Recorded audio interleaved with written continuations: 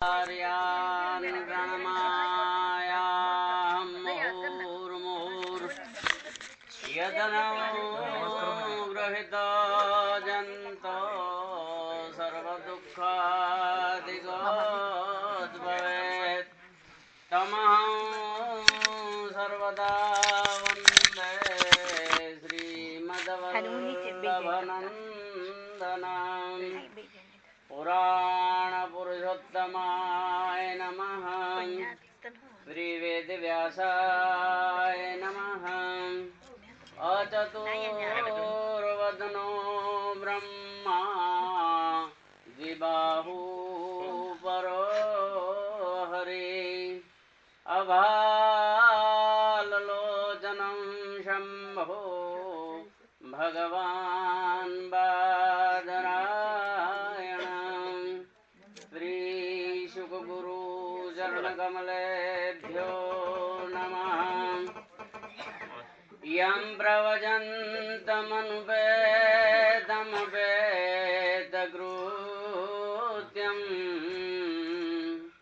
द्वैपायनो विरहकातराजुहाव पुत्रेति तन्मयतया तर्वोऽभिनेदु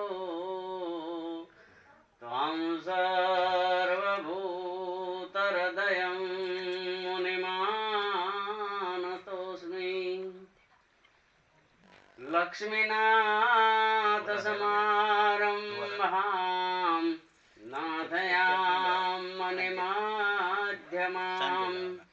अस्मदाचार्यपर्यन्तं वन्दे गुरुपरम्परां। वसुदेवसुतं देवं कंसचाणूरमर्दनं देवकी परमानन्दं कृष्णं वन्दे जगद्गुरुं। गुरुर्ब्रह्मा गुरुर्विष्णु गुरुर्देवो महेश्वर गुरुः साक्षात् ब्रह्मा तस्मै श्रीगुरवे नमः। मुखं करोति वाचालं पङ्गुं लङ्घयते गिरिं यत्कृपातमहं वन्दे श्रीमद्वल्लभनन्दनां। पुराणपुरुषोत्तमाय नमः। श्रीशुकगुरुचरणकमलेभ्यो नमः। कृष्ण कन्हैया लाल की, भागवत भगवान की। ओम नमः पार्वती पतये हर हर Mahadev.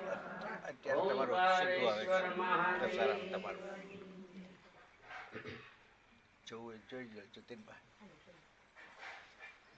Có đâu máy khởi không?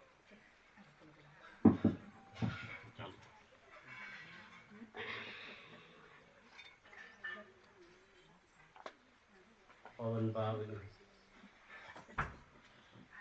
सकल मल कलिमल दहन एवी भागवत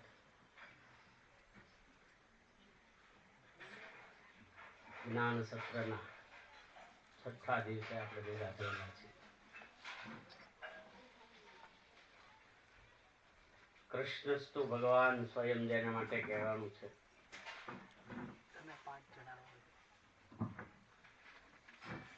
પૂર્ણ પુરુષોત્તમ જેને કહેવામાં આવે છે એવા મહાન ઋષિના શબ્દોમાં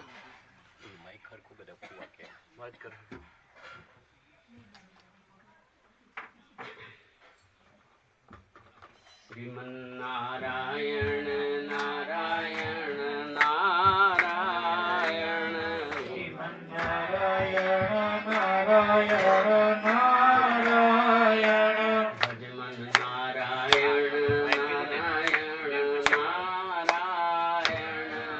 નારાયણ નારાયણ નારાયણ ભજમન નારાયણ નારાયણ નારાયણ ભજમન નારાયણ નારાયણ નારાયણ કૃષ્ણ કનૈયા લાલ કી જય.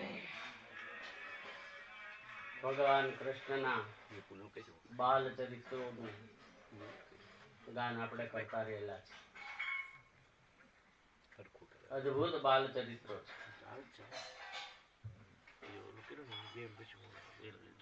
એને બીજા જ દિવસથી જન્મ થયાના શરૂઆતથી જ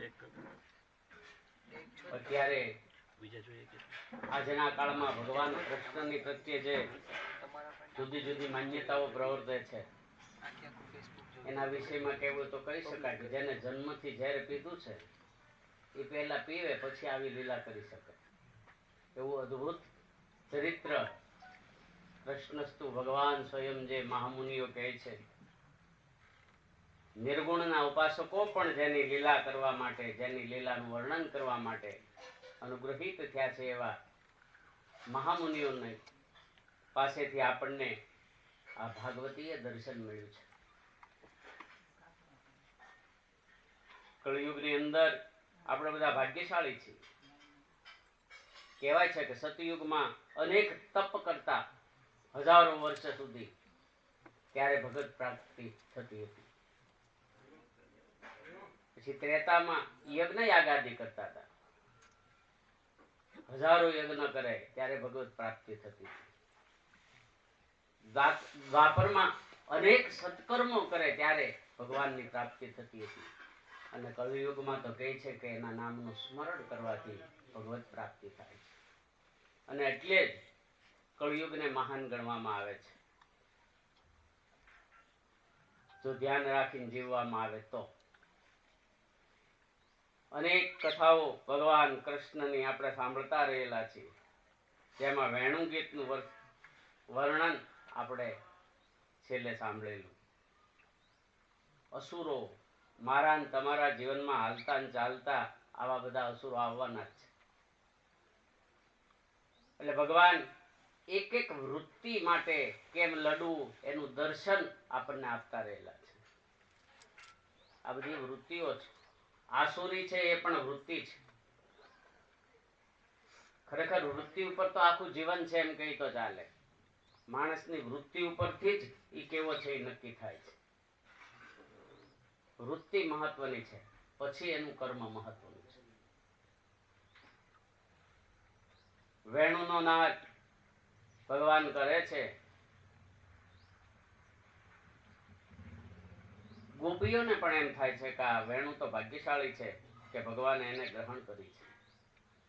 એના અધરામૃતનું પાન આ વેણુ પામે છે. પણ આપણને ખબર છે કે ભગવાનના અધરામૃતનું પાન લેવા માટે પોલું બનવું પડે છે. નિષ્કપટ. પોલું એટલે નિષ્કપટ આપણું જીવન હોય તો ભગવાન આપણને સ્વીકારે. વિંધાવવું પડે છે કે ત્યારે ભગવાન આપણને સ્વીકારે છે. કાલે વર્ણન કરતા હતા 2 શ્લોકો આપણે પણ બોલ્યા હતા. ધન્યાસ્મ મૂઢ મતિયોપી હરણ્ય એકા. વનની અંદર જે હરણા હતા ને એ પણ આ વેણુનો નાદ સાંભળે ને એટલે પોતે ચરવાનું ભૂલી જાય અને ભગવાનના વેણુનો નાદ સાંભળતા હોય છે. સંગીતની તાકાત આખી જુદી છે. સંગીતના મર્મજ્ઞો એ જાણતા હોય છે. એ પણ એક રસ્તો જ છે પ્રભુ તરફ જવાનો. પણ આ કર્ણને વેણુ રહિત સહ કૃષ્ણ સારા એમ કહે છે કે હરણ ને હરણી બંને સાથે હોય તોય સહ કૃષ્ણ સારા, સાથે રહીને સાંભળે. એને પણ એક બહુ મહત્વ રહેલું છે. એના અનુસંધાને એક અમારા વડીલો જે દ્રષ્ટાંત આપતા હતા એ દ્રષ્ટાંતથી શરૂઆત કરી દો. એક ભક્તરાજ હતા ગામડાની અંદર. જે કોઈ આવે, સંતો આવે, લોકો આવે, સારા સારા લોકો ભજન કરવા આવે તો આ ભક્તરાજના ઘેરે જાય અને એના ઘરના પણ બહુ અનુકૂળ, ખૂબ આવેલા ભક્તો હોય, સંતોની સેવા કરે, સમયસર બધું એને પૂરું પાડે અને આ ભક્તરાજ સતત ભજનમાં વ્યસ્ત રહે. પણ ગ્રહસ્થાશ્રમ છે એટલે ખટમીઠી ક્યારેક તો થાય ને. એક વખત સહકૃષ્ણ સારા, એક વખત આ ભક્તરાજના ઘરેથી કીધું, ચર્ચા થઈ છે કઈ, તો એમ કીધું કે ભાઈ એ તો અમે સાથે છીએ ને એટલે આ તમે બધું કરી શકો, બાકી કઈ થાય નહીં. ત્યાં ભક્તરાજ કે એવું કઈ ન હોય, મારી ઉપર તો ભગવાનની દયા છે, આ સંતો બધા આવે છે, નકર એમનું કઈ કોઈનું ઘર પૂછીને કોને આ કાળમાં નવરાય છે કે આપણી ઘરે એટલા બધા લોકો આવી શકાય. એ કે એવું નથી, બંનેનો સાથ જરૂરી છે. ભક્તરાજ કે એમાં કઈ હું માનું નહીં, સમય આવે કે આપણે જોઈશું. એક વખત એવું બન્યું, ભક્તરાજ આમ કોઈ પણ આવે તેની ઘરે જ આવે, આ માતાજીને ઈચ્છા થઈ કે ભક્તરાજને આપણે કઈક એવું કૃત્ય તો કરવું પડશે કે ખ્યાલ આવે. એક વખત એવું બને છે કે ભક્તરાજ ગામમાં ગયા હોય છે, ઘરકામ સબબ ગમે એ કામે ગામમાં ગયા હોય છે અને આ બાજુથી 4-5 ભક્ત મંડળી આવી છે. ભક્ત મંડળી એના ઘરે આવી તે સ્વાગત કરે છે, માતાજી ઘરેથી આસન આપે છે, પાણી પાય છે, સ્વાગત કરે છે. પણ એને પહેલેથી એક નક્કી કર્યું હતું કે જ્યાં આસન પાથરવાના હતા ને એક હાંબેલું રાખેલું તૈયાર. આ હાંબેલું આમ હામું રાખ્યું. આ બધા યારે ચર્ચા કરી, ક્યાં ગયા ભક્તરાજ? કે ગામમાં ગયા છે, હમણાં આવશે. એ કે કેમ છે તબિયત પાણી? એ કે હમણાં એનો કઈ બહુ મેળ નથી. એ કે કેમ? એ કે જો ને નવું હાંબેલું હામું જ મૂક્યું, જે આવે એને ઉપાડીને મારે છે. તો આ કે હવે જલ્દી ચા બનાવો, અમે જતા રહીએ, આજ આપણે ભજન કરવા નથી. કે એટલે નાના બેસો, એ કે વાંધો નહીં, આપણે સમજાવશું. એ કે નહીં, આ હાથે કરીને માર ખાવા અમારે રહેવું? એ કે આ તો હમણાં થોડા સમયથી આ તકલીફ થઈ છે, બાકી તો બધું બરોબર જ, તમે તો ઘણી વાર આવી ગયા છો. એ કે નહીં, અમે તો ભાગ્યે તરત આ લોકો જે હતી ભજન મંડળી તરત રવાના થઈ ગઈ. ગામમાં ભક્તરાજ ફરતા હતા એટલે તરત કહેવા વાળા તો હોય જ કે તમારા ઘરે ભજન મંડળી ગઈ છે, 4-5 સંતો ગયા છે. એમ બધું કામ પડતું મૂકીને તરત દોડતા દોડતા ઘેરે આવે. ઘેર આવે જોયું તો આસન પાથરેલા, પાણીના લોટા ભરેલા. ભક્તરાજે કીધું કોઈ આવ્યા હતા? હા આવ્યા હતા ને. તો ક્યાં ગયા? એ કે બસ એ તમારા ભક્તોનું કે આવું ના આવું, માગવાનું માગે, ન માગવાનું માગે. એ કે એમ કેમ? એ કે જો ને હાંબેલું પડ્યું હતું, કે હાંબેલું લઈ જાવ. એ કે પણ આપણે એની કરતા હું આપણને પ્રિય હોય, ભગવાનનો ભક્ત આવ્યા આપણી ઘરે અને એને પ્રિય હોય એ આપણે વસ્તુ રખાય લાવી. કે એમ કરીને ભક્તરાજ ગયા પાછળ. પૂછું કઈ બાજુ ગયા? તો હરિવિહાર વટીને શ્યામ વિહાર ની બહાર ગયા છે. હાથમાં હાંબેલું થોડાક દૂર હતા એટલે મેડા હાથ પાડવા લેતા જાઓ. ઓલે પાછું વળીને જોયું કે હાથું ભાઈ હાંબેલું જ આવે છે. કહેવાનો અર્થ કે બંને સાથે મળીને કરે એને વધારે અર્થ છે. સાથે મળીને કરવું એનો અર્થ એકાબીજાને અનુકૂળ છે. ગોપીઓ આપણને થાય છે કે સ્ત્રીઓમાં ભક્તિ વધારે છે, તો એ ક્યારે ભક્તિ કરી શકે છે કે પુરુષો એને છૂટ આપે છે, એને અનુકૂળ રહે છે દરેક પરિસ્થિતિમાં. એ પણ એની એક ભક્તિ છે. કહેવાનો અર્થ બંને સાથે હોય છે સિંહ કૃષ્ણ સારા. આ રીતે અનુકૂળ થઈ અને ભગવાને જે આપણને ગ્રહસ્થ જીવન અદ્ભુત આપ્યું છે એનો વધુમાં વધુ ઉપયોગ આપણે કેમ ભગવાનને પામવાનો કરીએ એનું વર્ણન કરતા કહે છે. ત્યાર પછીની લીલા સુખદેવજી વર્ણન કરતા કહે છે કે પરીક્ષિત રાજા અનેક લીલાઓ ભગવાને કરેલી છે. એમ વિદ્યા ભગવતો યા વૃંદાવનચારિણ વર્ણયંત્યો મિથો ગોપ્ય ક્રીડા તન્મયતાયેનું. પરીક્ષિત રાજા એક વખત આ વૃંદાવનની જે ગોપીઓ છે જે પ્રભુની લીલામાં મસ્ત બનતી જાય છે, એ લોકોએ એક વખત કાત્યાયની માતાનું વ્રત કરે છે. ગોપીઓ ક્યારે કરે છે કે હેમંતે પ્રથમે માસી નંદ વ્રજ કુમારિકા ચેરુર હવિષ્ય ભુંજાનામ કાત્યાયન્યર્ચના વ્રતમ. માર્ગશીર્ષ મહિનામાં હેમંત ઋતુની શરૂઆત થાય ત્યારે આ વ્રજની ગોપીઓ મળી, કુમારિકાઓ મળી અને ભગવતી કાત્યાયનનું વ્રત કરે છે. આપણે ત્યાં પણ બહેનો નાનપણથી વ્રતો કરે છે, ઈચ્છિત વરની પ્રાપ્તિ થાય એ માટે. આ વ્રજમાં પણ આ વ્રત ગોપીઓ કુમારિકાઓ કરે છે. સવારના પહોરમાં યમુનાજીના નદીએ જાય, સ્નાન કરે અને ત્યાં આપણને ખબર છે વેકરાના કાત્યાયની માતાનું વ્રત વેળુના ગોર બનાવે, વેળુના ગોર કહે, નદીના જે વેકરામાંથી બનાવવામાં આવે. આપણે અધિક માસમાં લગભગ આ ગોપીઓ આ વ્રત કરતી હોય છે. તો ભાગવતમાં વર્ણન છે કે માક્ષર માસમાં આ વ્રત ગોપીઓએ કરેલું છે. અને આ કાત્યાયની માતાનું વ્રત કરી અને ગોપીઓ એની પાસે માગણી કરે છે.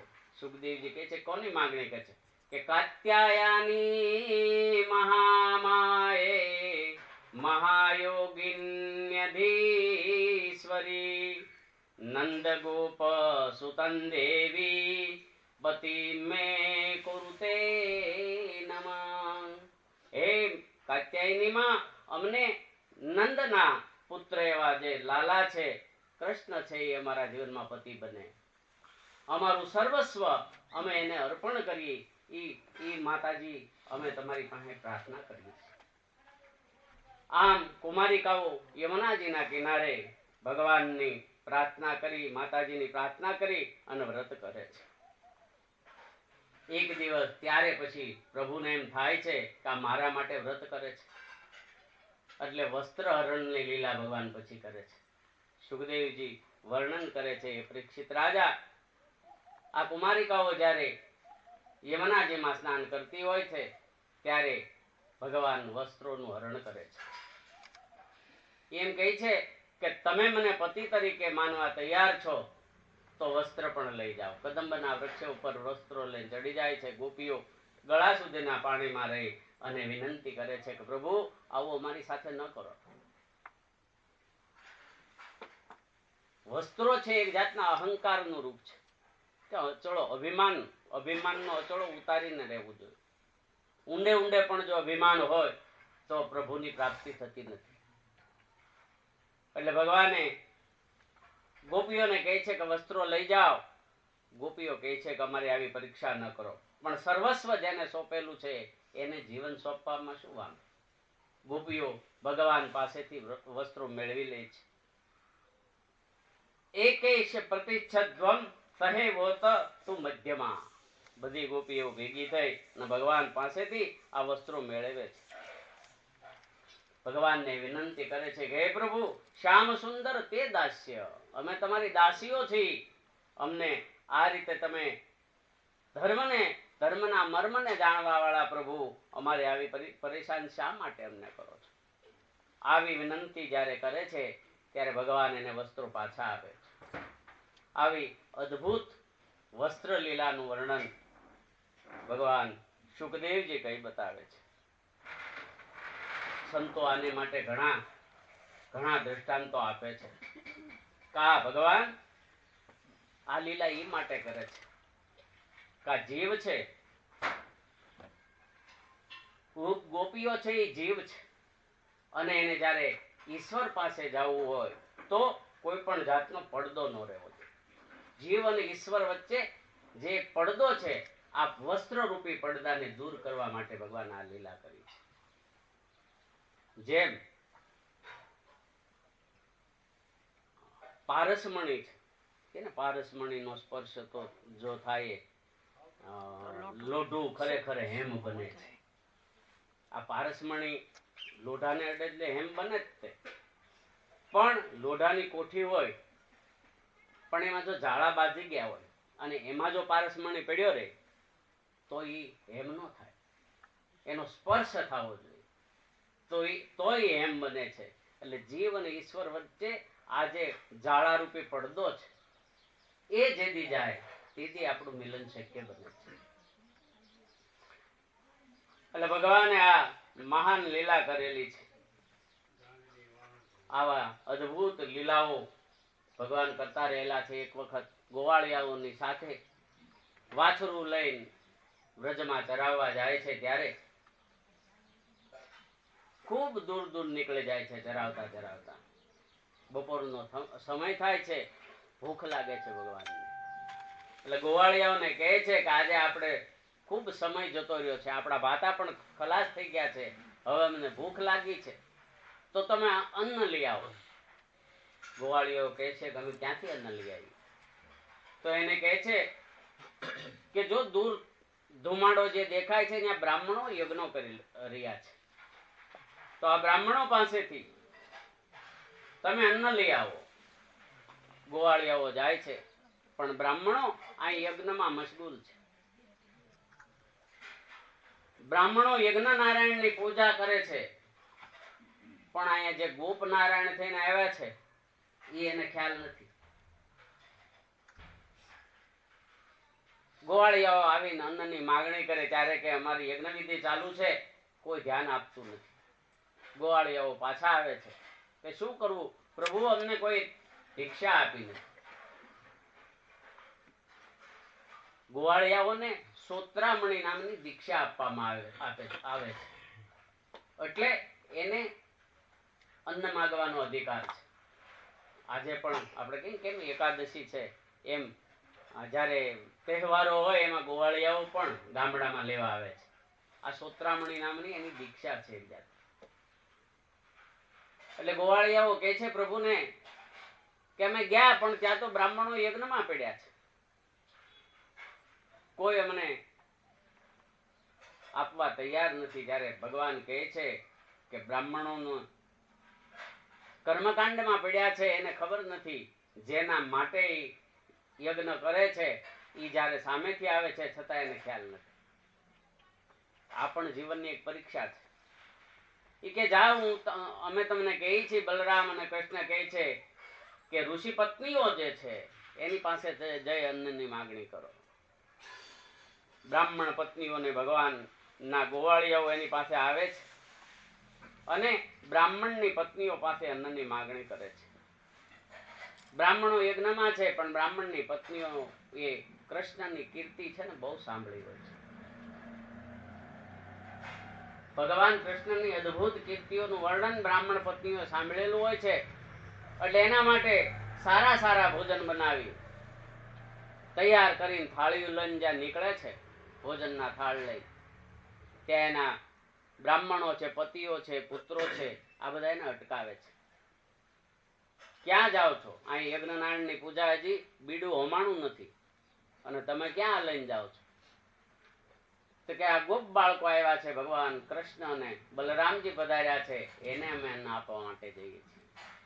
આવી ના પાડે છે આ લોકો, છતાં પણ આ જે ઋષિ પત્નીઓ છે, બ્રાહ્મણ પત્નીઓ છે, એ નિષિધ્યમાના પતિભીર ભ્રાતૃભીવ નિમગ્નના, એમ સુખદેવજીએ લખ્યું છે કે એની આજ્ઞાનો પણ અનાદર કરી અને ભગવાન કૃષ્ણને ભોજન કરાવવા માટે જાય છે. ભગવાન કૃષ્ણ પાસે આવી પ્રાર્થના કરે છે, ભોજન આપે છે કે તમે અંતર્યામી છો પ્રભુ, ત્યક્ત સર્વાશા, હે પ્રભુ તમે તમામ આશાઓને, અમારા આશાઓને સંભાળવા વાળા છો. ભગવાન એનું સ્વાગત કરે છે કે ખૂબ સરસ વાત છે, તમારા પતિઓએ, ભાઈઓએ, કુટુંબીઓએ મનાઈ કરી છતાં તમે પણ જ્યારે આવ્યા છો ત્યારે ભગવાન કહે છે સ્વાગતમ વો મહાભાગા. આ દાસ્યતામ કરવામ કિમ. એ ભાગ્યશાળી દેવો, તમારું સ્વાગત છે. હું તમારું શું સ્વાગત કરી શકું? કારણ કે તમે સર્વસ્વનો ત્યાગ કરીને મારી પાસે આવ્યા છો. જાઓ, તમારા પતિઓ પાસે જાઓ. ધરાવેલા અન્ન છે, ભગવાન એનું ભોજન કરશે અને વિદાય આપે છે કે પતિઓ પાસે જાઓ. ત્યારે એક ભગવાન કહે છે કે એનું યજ્ઞ પૂર્ણ તમારા વગર કરી નહીં શકે, એટલે તમે પાછા જાઓ. એટલે બ્રાહ્મણ પત્નીઓ જે હતી કહે છે કે પ્રભુ, એકવાર તમે જીવનમાં પ્રાપ્ત થયા છો તો હવે અમારે પાછા જવાની શું જરૂર છે? આ બ્રાહ્મણો પત્નીઓ ભગવાનને વિનંતી કરે છે કે હે પ્રભુ, હજારો વર્ષે તપશ્ચર્યા કરે તોય તમારી પ્રાપ્તિ અઘરી બને છે. સત્યમ કુરુસ્વ નિગમમ તવ પાદ મૂલમ. વેદોમાં પણ જેના ચરણ સ્પર્શ માટે હજારો વર્ષ ઋષિમુનિઓ તપશ્ચર્યા કરે છે, પ્રભુ અમને તમારો આ લાવો મળ્યો છે, કૃપા કરો અમારી ઉપર, કૃપા પ્રસાદ તમારો અમારા ઉપર વરસાવો. આમ વિનંતી કરે છે બ્રાહ્મણ પત્નીઓ. સુખદેવજી ભગવાન આગળ વર્ણન કરતા કહે છે કે બ્રાહ્મણની પત્નીઓને આમ ભગવાન સમજાવે છે કે જાઓ, તમારા પતિઓ તમારો સહજ સ્વીકાર કરશે. યજ્ઞશાળામાં આવી પતિઓ પાસે આવે છે. અમારા પૂજ્ય બાપાએ આની ઉપર થાળ એકલું છે, એમાં આ ઉલ્લેખ કર્યો છે. ઋષિ પત્નીના અન્ન જેમ લીધા, માખણ દૂધ દહીં વ્રજના પીધા. કૃષ્ણ ચરિત્ર મેં કીધું ને, અમારા બાપાએ એક એક લીટીઓમાં કૃષ્ણ ચરિત્ર આકાર્યું છે, એના પદોમાં બધું અદ્ભુત વર્ણન કરેલું છે. સુખદેવજી કહે છે કે આ બ્રાહ્મણ પતિઓ હતા, એને એમ થયું કે આ અમારો જન્મ એળે ગયો. આ અમારી પત્નીઓ ભગવાનનું પ્રસાદ, કૃપા પ્રસાદ બનીને આવી ગયા છે. ભગવાને ત્યારે આશીર્વાદ આપ્યા છે કે એ બ્રાહ્મણ પત્નીઓ, તમને સમાજમાં મહત્વનું સ્થાન મળશે. એટલે આજના કાળમાં પણ આપણે જોઈએ છીએ કે ભગવાનના આશીર્વાદ આપણી ઉપર હશે. બ્રાહ્મણની સ્ત્રીઓને બધે આવકાર મળે. શા માટે? આશીર્વાદ ભગવાનના છે. અમારું તો કર્તૃત્વ છે કે નહીં કોને ખબર. આજના કાળમાં અમારે એવું કહેવું પડે. અમારા કહેવાય છે કે બ્રાહ્મણોને આજના કાળમાં પણ આવું મહત્વ કેમ? કે એની પાછળ સમાજ માટે બ્રાહ્મણે લોહી રેડેલું છે. તમામ શક્તિ પોતા માટે ઉપયોગ ન કરતા ફક્ત સમાજ માટે વાપરી છે. આ પહેલાના કાળનો બ્રાહ્મણ હતો. અને એટલે આજે આવા કાળમાં પણ બ્રાહ્મણને મહત્વ મળે છે. એનું કારણ, અને એટલે શાસ્ત્રોમાં પણ જે જે જગ્યાએ તમે જોશો તો બ્રાહ્મણનું મહત્વ બતાવ્યું છે. લોકોને એમ થાય કે આ તો એને લખ્યા ને એનું એ વર્ણન કરે, એવું કેવા વાળા લોકો છે. લખ્યા એને કે વર્ણન એનું કરે, એમાં શું મોટી વાત છે? પણ ઇતિહાસમાં જવું પડે કે લખનારો પણ વેદવ્યાસ ખરા, સત્યવતીના પુત્ર છે. એટલે અને એની પાછળ એની તપશ્ચર્યા છે, ત્યારે આ શક્ય બન્યું છે. આવી અનેક ભગવાન લીલાઓ કરતા રહેલા છે. સુખદેવજી વર્ણન કરે. ત્યાર પછી ભગવાન કૃષ્ણે વ્રજવાસીઓને પૂછ્યું છે. એક વખત ભગવાન ગામની અંદર જ્યાં આંટો મારવા નીકળે છે, ત્યાં તો વર્ષા ઋતુ જયારે આવવાની તૈયારી હોય છે, ત્યારે બધો સમાજ એકત્ર થઈને બેઠો હોય છે અને નક્કી કરે છે કે આ વર્ષે કઈ રીતે યજ્ઞ કરવો. ભગવાનની ઉંમર ફક્ત 6 વર્ષની છે ત્યારે. એટલે ભગવાનને એમ થયું કે આ બધા ભેગા કેમ થયા છે. પૂછ્યું કે કેમ તમે બધા ભેગા થયા છો?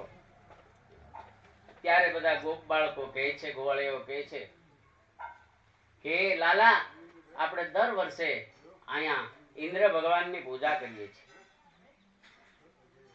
ઇન્દ્ર ભગવાનની પૂજા કરીએ છીએ. કિમ ફલમ કશ્ય ચોદેશ કેનવા સાધ્યતે તે ફળ. એના માટેનું યજ્ઞ કરીએ છીએ. ત્યારે કૃષ્ણ ભગવાન છે એ નંદ બાબાને કૃષ્ણ કરે છે કે હે નંદ બાબા, આ યજ્ઞ આપણે ઇન્દ્રની પૂજા કરીએ એનું ફળ શું? ત્યારે નંદ બાબા કૃષ્ણને સમજાવે છે કે ઇન્દ્ર છે એ વરસાદ એના હુકુમતમાં રહે છે. સમસ્ત પ્રાણીઓને તૃપ્ત કરનાર, જે જીવન દેનારું જે જલ છે, આ ઇન્દ્ર ભગવાન વરસાવે છે. એટલે એ લાલા એટલા માટે, કારણ કે આપણે તો એના ઉપર સંપૂર્ણ આધારિત છે. આપણી ગાયો છે, વાછરાઓ છે, જે ઇન્દ્ર ભગવાન વરસાદ વરસાવે એનાથી આ બધી જે વનસ્પતિઓ ખીલે છે, ફળો બધા જે અન્ન જુદા જુદા પ્રકારના ઘાસ ઉત્પન્ન થાય છે, તેનાથી આ બધું આપણું ચાલે છે. એટલા માટે અમે વર્ષોથી આ ઇન્દ્રની પૂજા કરીએ છીએ. ત્યારે બધા ભેગા થઈને બેઠા હોય છે, ત્યારે ભગવાન કૃષ્ણ નંદ બાબાને કહે છે કે પ્રભુ, એ નંદ બાબા, આપ કેવી વાત સાચી છે, પણ કૃષ્ણ ભગવાન કહે છે કર્મણા જાયતે જંતુ કર્મણેવ વિલીયતે સુખમ દુઃખમ ભયમ ક્ષેમમ કર્મણેવાભિપદ્યતે. હે નંદ બાબા, સંસારમાં પ્રાણીઓ તો કર્મ અનુસાર જન્મે છે, ઋણાનુબંધનથી જન્મ છે. સુખસ્ય દુઃખસ્ય ન કોપી દાતા, આપણે જોયું ને. એટલે અહીંયા કહે છે ભગવાન કર્મણા જાય તે જંતુ, માણસ કર્મને આધીન જન્મે છે, એના કર્મને અનુસાર સુખ અને દુઃખ ભોગવવા પડે છે. ભય કે કલ્યાણનું કારણ હે નંદ બાબા આ કર્મ જ છે. ઈશ્વર તો જેવા માણસો જે કર્મો કરે એનું ફળ આપવા બંધાયેલો છે. કર્મ ન કરે તો એને ફળ ના આપે એ જુદી વાત છે. એટલે કર્મ આધીન આ જો આપણે બધા છીએ, તો પછી આપણું જે કર્મમાં હશે એ મળવાનું જ છે. આપણે સત્કર્મ કરતા રહેલા છીએ, આપણું જીવન એવું છે, તો પછી ઇન્દ્રને જ પૂજવાની શું જરૂર છે? ખરેખર તો આપણું જે આ નિર્વાહ કરે છે બધાનું, પશુઓનું, ગાયોનું, વાછડાઓનું નિર્વાહ કરનાર તો ગોવર્ધન છે. તો ભગવાન કહે છે મને એવું લાગે છે કે આપણે ગોવર્ધનની પૂજા કરવી જોઈએ. આમ ભગવાન જયારે બધાને કહે છે, લોકો વિચાર કરે છે, વડીલો, થોડાક વડીલો, કારણ કે અત્યાર સુધીની ભગવાનની જેટલી લીલાઓ છે ને, એટલે ગોપો બાળકો તો આંખ્યો વીચીને કૃષ્ણ કહે તે જ કરવું. એ પંથા એ તત્ કર્મ, એમ કે કૃષ્ણ કહે તે જ કરવું. પણ થોડાક વડીલો હતા, એને મનમાં શંકા જાય છે, આ કૃષ્ણ આપણને જુદા રસ્તે લઈ જતો એવું લાગે છે. પણ ઘણી વાર ભગવાન આપણને એક રસ્તો બતાવે છે. ચીલા ચાલુ રસ્તે હાવ ચાલવાની જરૂર નથી. શાસ્ત્ર માન્ય સાચો રસ્તો હોય તો એ લેવો જરૂરી છે. એટલે પહેલા ભગવાને કર્મનો દાખલો આપ્યો છે, પછી લોકોને વાળ્યા છે કે આપણે ઇન્દ્રની પૂજાની બદલે એ જ વસ્તુ તમે શેનાથી પૂજા કરો છો? કે દહીં, માખણ, પંચામૃત બનાવી અભિષેક કરીએ છીએ, ષોડશોપચાર પૂજન કરીએ છીએ. તો કે એ જ પૂજા આપણે ગોવર્ધનનાથજીની કરીએ. આપણે ગામના બ્રાહ્મણોને બોલાવી જેમ પૂજા કરવામાં આવે છે એ રીતે જ આપણે પૂજા કરશું. અને બધાય આ રીતે ગોવર્ધનની પૂજા કરે છે. બીજા અર્થમાં મારી જે નજીક છે, ભગવાને આ ઉપરથી મને એવું દર્શન લાગે કે મારી જે નજીક છે એનું ભગવાને આ લોકોને જ્ઞાન કરેલું છે કે તમારી આપણી પાસે છે ને એ જ મહાન છે. સંતો એમ પણ કહે છે ભગવાન, આપણે અગાઉ કથામાં પણ જોઈ ગયા, પરીક્ષિતને ગુરુ ગોતવા જવા નથી પડ્યા, ગુરુ સામેથી આવ્યા છે. શિષ્યત્વ જો હું ધારણ કરું ખરા અર્થમાં, તો તો ગુરુ સામેથી મળે છે. એમ આના ઉપરથી એક એ પણ આપણને વિચાર આવે કે મારી નજીક છે એ જ મહાન છે, મારે બહુ દૂર જવાની જરૂર નથી. ઓમકારેશ્વર જાવ એટલે ઘણું છે, બહાર જવાની બહુ જરૂર નથી. કારણ કે અંતિમ સ્થાન આપણું એ જ છે ને. એટલે ખરેખર આ ગોવર્ધનના લીલાના ઉપરથી આપણને એમ થાય કે ભગવાને જેની બાજુમાં હતું એ ખબર નહોતી ગોવાળિયાઓને, એને એનું જ્ઞાન કરાવ્યું છે. એટલે કેમ પરિત્રાણાય સાધુનામ વિનાશાય છે દુષ્કૃતામ. સાધુ માણસો, સજ્જન માણસોને પરિત્રાણ કર્યું અને વિનાશાય છે દુષ્કૃતામ. આ બે કામ છે. એમ આમાં પણ આપણને બે કામના દર્શન થાય કે બાજુમાં છે એનું દર્શન કરાવ્યું છે અને ઇન્દ્રનો ગર્વ ઉતાર્યો છે. આ બે કામ ભગવાને ગોવર્ધન લીલા ઉપરથી કર્યા હોય એવું લાગે. સુખદેવજી વર્ણન કરે છે કે ઇન્દ્રને એમ થયું, કારણ કે ઇન્દ્ર કક્ષાએ કે છે પૂજ્ય પાંડુરંગ દાદાએ કીધેલું છે કે ઇન્દ્ર ક્યારે થવાય ખબર? 100 વર્ષ સુધી, 100 વર્ષ સતત યજ્ઞ કરે, 100 વર્ષ 100 જન્મ સતત યજ્ઞ કરે, એક જન્મમાં 100 યજ્ઞ, એવા 100 જન્મ કરે ત્યારે ઇન્દ્ર પદ પ્રાપ્ત થાય. ઇન્દ્ર એ સામાન્ય નથી. આપણે ઘણીવાર કથાકારો પણ ઇન્દ્ર સ્વાર્થી છે એમ કરી નીચો પાડવાનો પ્રયત્ન કરે, પણ ઇન્દ્ર ક્યારે બનાય છે. આ ઇન્દ્રને પણ જો ગર્વ આવતો હોય, મેં કીધું ને એક એક કથામાંથી આપણને શીખવા મળે. ઇન્દ્રને પણ એમ થયું કે મારી પૂજા કરતા હતા ને પાછી હવે કેમ આ લોકોએ ગોવર્ધનની પૂજા શરૂ કરી. ત્યાં પહોંચ્યા પછી પણ નીચે પડવાની શક્યતા છે. એટલે જ ભગવાનની માયા દુરસ્ત છે એમ કે ને, તન માયા મોહિતા સર્વે, એમ કે તમારી માયામાં મોહિત થઈ જવાય છે. પ્રભુ ઇન્દ્ર જેવાને પણ ગર્વ થયો છે કે મારી પૂજા કેમ ન કરી. એટલે મેઘોને આજ્ઞા કરે છે કે જાઓ, વ્રજમાં જાઓ અને વ્રજમાં એવો મુશળધાર વરસાદ વરસાવો કે ગાયો, ગોપાળો બધાય પાણીની અંદર તણાઈ જવા જોઈએ. વરસાદની ઝરમર ઝરમર શરૂઆત થાય છે. ભગવાનને તો ખબર પડી જ ગઈ હોય છે કે ઇન્દ્રને ગર્વ થયો લાગે છે. એટલે બધાય જેમ જેમ વરસાદની શરૂઆત થઈ એટલે બધાય દોડી દોડીને કૃષ્ણ પાસે આવે છે કે કૃષ્ણ આપણે ક્યાં જઈશું, શું કરશું? એ કે કાંઈ કરવાની જરૂર નથી, જેની પૂજા કરી એને જ વિનંતી કરીએ. આપણે બધા એને સાથે લઈને ગોવર્ધન પર્વત પાસે જાય છે. ગોવર્ધન પર્વતને પ્રાર્થના કરે છે. એની પહેલા જે પૂજા કરી હતી, હવે ઇન્દ્રનો ગર્વ ઉતારવા માટે ગોવર્ધનની પ્રાર્થના કરે છે. ગોવાળો પ્રાર્થના કરે છે અને કહે છે કે ઉપાડો, હવે દરેકની લાકડીઓ ટેકાવાનું કહે છે. ભગવાન આના ઉપરથી એક દર્શન આપણને કરાવે છે કે બધાને સાથે રાખીને કામ કરવું. ઉપાડવાના છે એ જ ગોવર્ધન. ભગવાન દરેક ગોવાળિયાઓને કહે છે કે ગોવર્ધનની પ્રાર્થના કરીએ, એની જ નીચે આપણે બધા આપણું જે ગાડા છે, પશુઓ છે, વાછરુઓ છે, એને લઈને એની નીચે એ જ આપણને સંભાળશે જેની આપણે પૂજા કરી છે. બધાએ ગોવાળિયા ભેગા થયા ત્યારે બાજુથી બધાએ લાકડીના ટેકા કરી ગોવર્ધનને ઉચકાવવાનો પ્રયત્ન કરે છે. ધીરે ધીરે ગોવર્ધન ઊંચક્યો છે અને ભગવાને ડાબા હાથની ટચલી આંગળી ઉપર ગોવર્ધનને લીધો છે. બોલીએ ગોવર્ધન માત કી જય.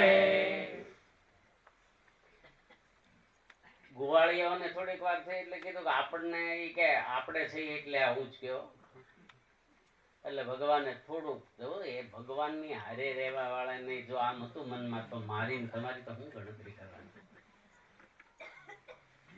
રામાયણમાં પણ કીધું એટલે સરળ બને એટલો સ્વભાવ રાખો. સરળ સ્વભાવન મન કુટિલાઈ, તથા લાભ સંતોષ સદાઈ. આપણે તો આ રસ્તે જવાનો પ્રયત્ન કરીએ. આ દ્રષ્ટાંતો, આ કથાઓ આપણને એ માટે સતત માર્ગદર્શક, પ્રેરણા રૂપ બનતી રહે. આપણે થઈ એવું તો થાય જ હો. પણ ત્યારે ભગવાનની આ કથાઓ આપણા મગજમાં આવે, એના ચરિત્રો આપણા કથામાં મગજમાં આવે તો એમ થાય કે ના ના, હું તો ભાઈ કાંઈ નથી, અહીંથી નીચે ઉતરું કે કેમ એ મને ખબર નથી.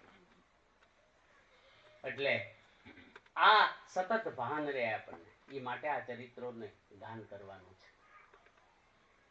એટલે ભગવાને સેજ વજન હળવું કર્યું, ગોપ બાળકો ઉપર આવ્યા તો કે લેજે લાલા, બહુ વજન લાગે છે, આપણે બધા દબાઈ જઈશું. કૃષ્ણ કૃષ્ણ, તું બચાવ આમાંથી. કારણ કે એને જ બચાવ્યા છે અત્યાર સુધી દાવા નળમાંથી, જમનાના જળ ધરામાં જે કાલિયા નાગનું જળ હતું એનાથી કઈએ બકાસુર, અઘાસુર, ધેનુકાસુર, કેટલા બધાયમાંથી એને બચાવ્યા છે કે લાલા આમાંથી બચાવ. ભગવાન પાછો વ્યવસ્થિત રીતે ગોવર્ધનને ઝીલે છે. સુખદેવજી વર્ણન કરે છે, ઘણી વાર આ કથાને એમ લોકો કહે કે ભગવાનની આવી કલ્પના હોઈ શકે? અરે પણ જે ગોવર્ધન ઉપાડી શકે એ મારું નાનું એવું જીવનનું દુઃખ ન ઉપાડે? આ મારો જો વિશ્વાસ વધતો હોય. બાઇબલમાં પણ એવી કથા છે કે એક રોટીમાંથી હજારો રોટી કરી હજારો લોકોને જમાડ્યા હતા. શું કરવા? કહેવાનો અર્થ, ક્રિશ્ચન ધર્મમાં પણ આ માન્યતા છે. શું કે એનાથી મારી એક શ્રદ્ધા વધે છે કે ભગવાન મને ટકાવશે, ભગવાન મને સંભાળશે. આ મારો જો વિશ્વાસ વધતો હોય એ માટેની આ બધી કથાઓ છે. આમ અનેક લીલાઓ ભગવાન કરતા રહેલા છે. સુખદેવજી કહે છે કે જ્યારે ગોવર્ધનને તોડી આજુબાજુ શેષશાહીને આજ્ઞા કરી ભગવાને, અને 7 દિવસ સુધી આ મેઘ ખાંડા થયા છે પણ કોઈને કાંઈ થયું નથી. પછી ઇન્દ્રને એમ થયું છે કે આ એટલો બધો મારો મેઘ વરસે છે છતાં કેમ કાંઈ થતું નથી. પછી જ્યારે ખબર પડે છે કે આ તો ભગવાનની લીલા છે, અને પછી ઇન્દ્ર ભગવાનની સ્તુતિ કરે છે કે નમસ્તુભ્યં ભગવતે પુરુષાય મહાત્મને વાસુદેવાય કૃષ્ણાય સાત્વતામ પતયે નમઃ. હે પ્રભુ, સર્વાંતર્યામી પુરુષોત્તમ એવા ભગવાન, યદુવંશમાં આપ જન્મ ધારણ કરીને આવેલા છો, ભક્તવત્સલ છો, યોગીઓના ચિત્તનું આકર્ષણ કરવા વાળા છો એવા ભગવાન, હું આપને નમસ્કાર કરું છું. આમ દેવરાજ ઇન્દ્રે ભગવાનની સ્તુતિ કરી છે. ભગવાન હસીને બોલ્યા છે, હે ઇન્દ્ર, તારામાં પણ ઐશ્વર્ય, ધન અને સંપત્તિ, એના મદમાં તું ભાન ભૂલ્યો છે. ભગવાન આપણને પણ કહેવા માંગે છે કે ઐશ્વર્ય, ધન અને સંપત્તિ જ્યારે આવે ત્યારે મદ એટલે અભિમાન ન આવે એની આપણે કાળજી રાખવી જોઈએ. તારા ગર્વનું મેં મોચન કર્યું છે, જા, કારણ કે તે સ્તુતિ કરી છે એટલે તને મારું સ્મરણ કાયમ રહેશે. સુખદેવજી કહે છે, એ પરીક્ષિત રાજા, ત્યાર પછી એકદશ્યામ નિરાહાર સમભ્યર્ચ જનાર્દન સ્નાતુ નંદસ્તુ કાલિંદ્યા દ્વાદશામ જલમાસિત. નંદ બાબાએ પણ એકાદશીનું વ્રત રાખ્યું છે. એની કથા સુખદેવજી કઈ બતાવે છે. ત્યાર પછી કૃષ્ણ ગોપીઓનો ઉપદેશ આપે છે. ગોપીઓએ જ્યારે સર્વસ્વ ભગવાનને અર્પણ કરેલું હોય છે,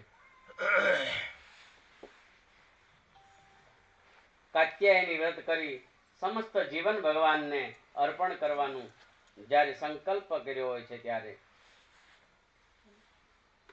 સુખદેવજી કહે છે, રાજન સાવધાન સાંભળ કે ભગવાનની વેણું સાંભળીને ગોપીઓ જે દોડતી હતી, ભગવાન કૃષ્ણ પાસે આવી બંસીની ધૂનમાં જે મસ્ત બની ગઈ હતી.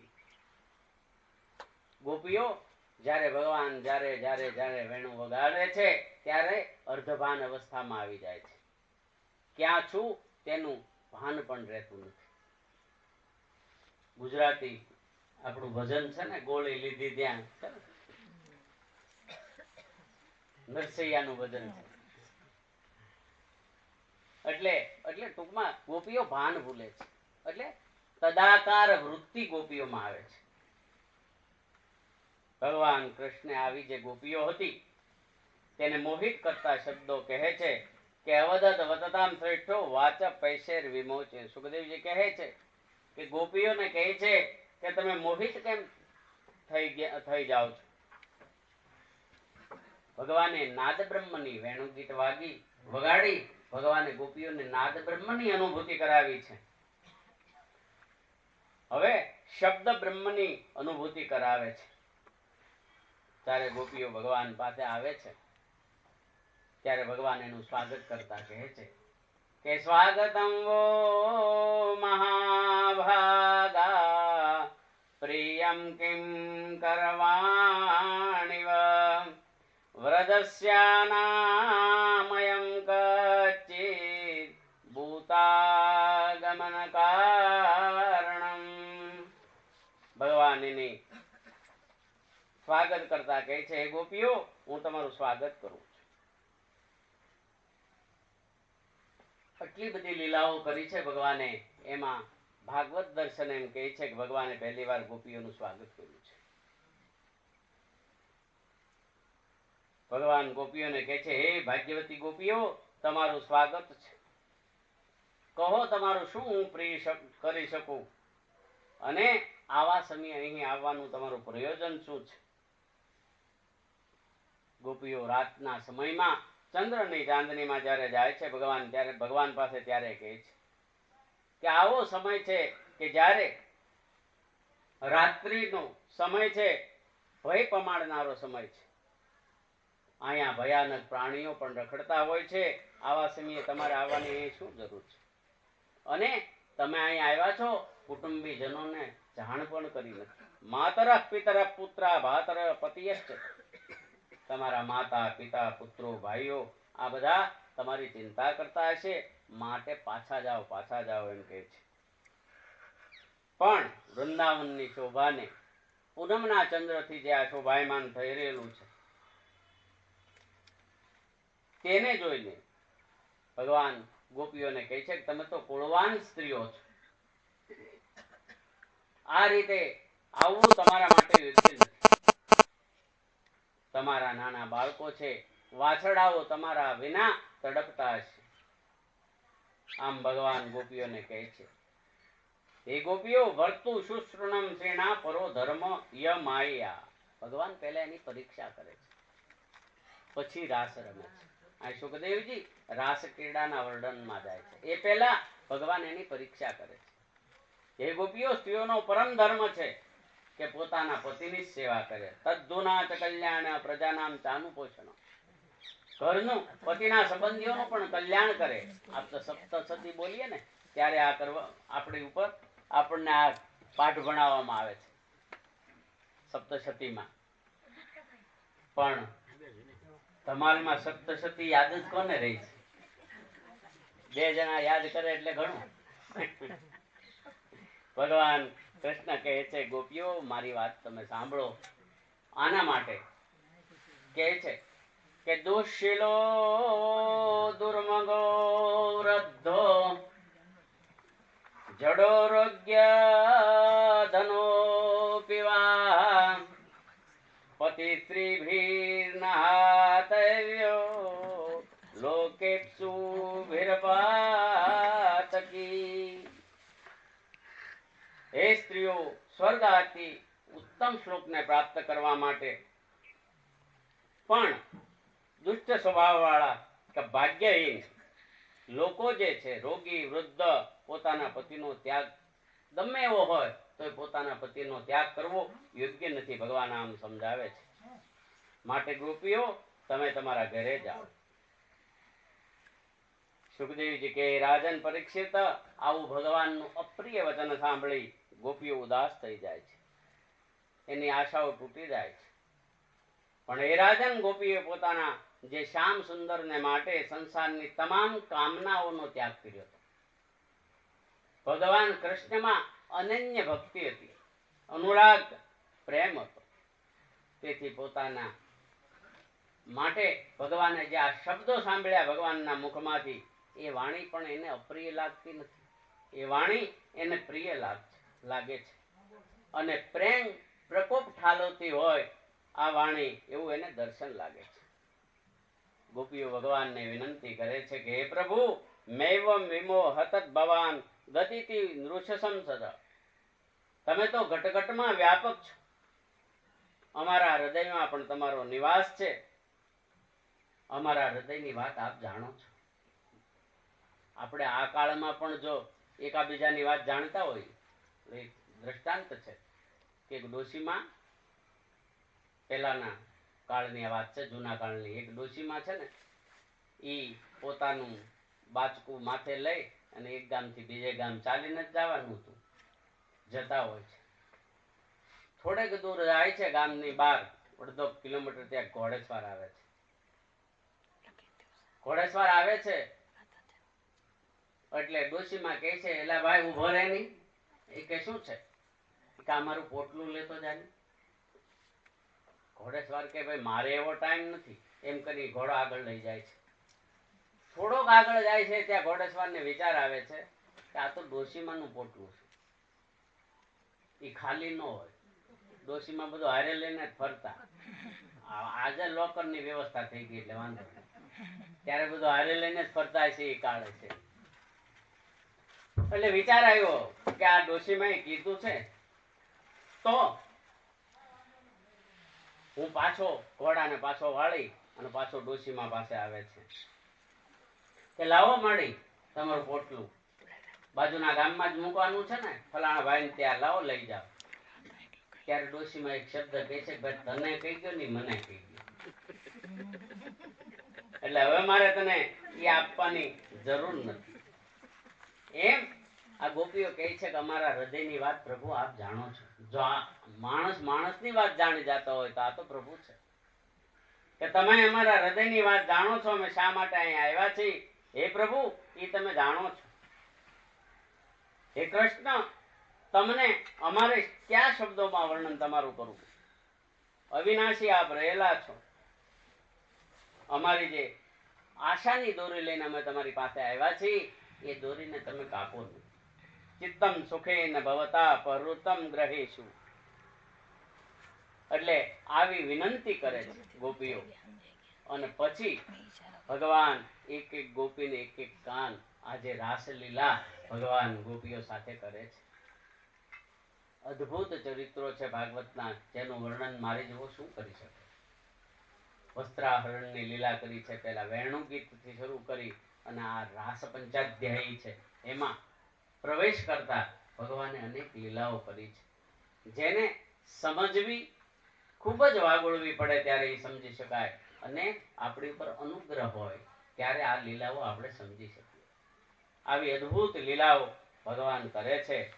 અને રાસલીલા કરે છે એમાં જેમ કેમ ગોપ બાળકોને પણ એમ થયું હતું કે આપણે પણ કાંઈક વજન ઉપાડીએ છીએ ગોવર્ધનનું, એમાં અહીંયા સહેજ પણ ગોપીઓને એમ થાય કે ભગવાન અમારામાં મસ્ત થયા છે. ત્યારે ભગવાન એકાએક અદ્રશ્ય થઈ જાય છે. અને પછી જે ગીત આવે છે એ ગોપી ગીત છે, જે આપણે ગિરીશભાઈ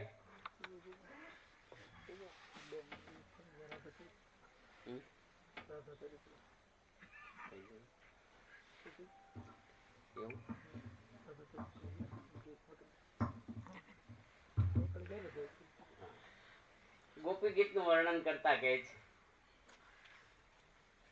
ગોપીઓએ ભગવાનને સર્વસ્વ આપી દીધું હોય છે. રાસલીલાનું વર્ણન સુખદેવજી એ અદ્ભુત રીતે કરેલું છે. સુખદેવજી કહે છે ગોપીઓના રોમે રોમમાં ભગવાનની પ્રતીક્ષા છે. ભગવાન સાથે જે મસ્ત થઈને રમ્યા હોય અને એ એકાએક ગુમ થાય, એ એકાએક અદ્રશ્ય થાય, એ કેટલું દુઃખ થતું હોય છે. ત્યારે ગોપીઓ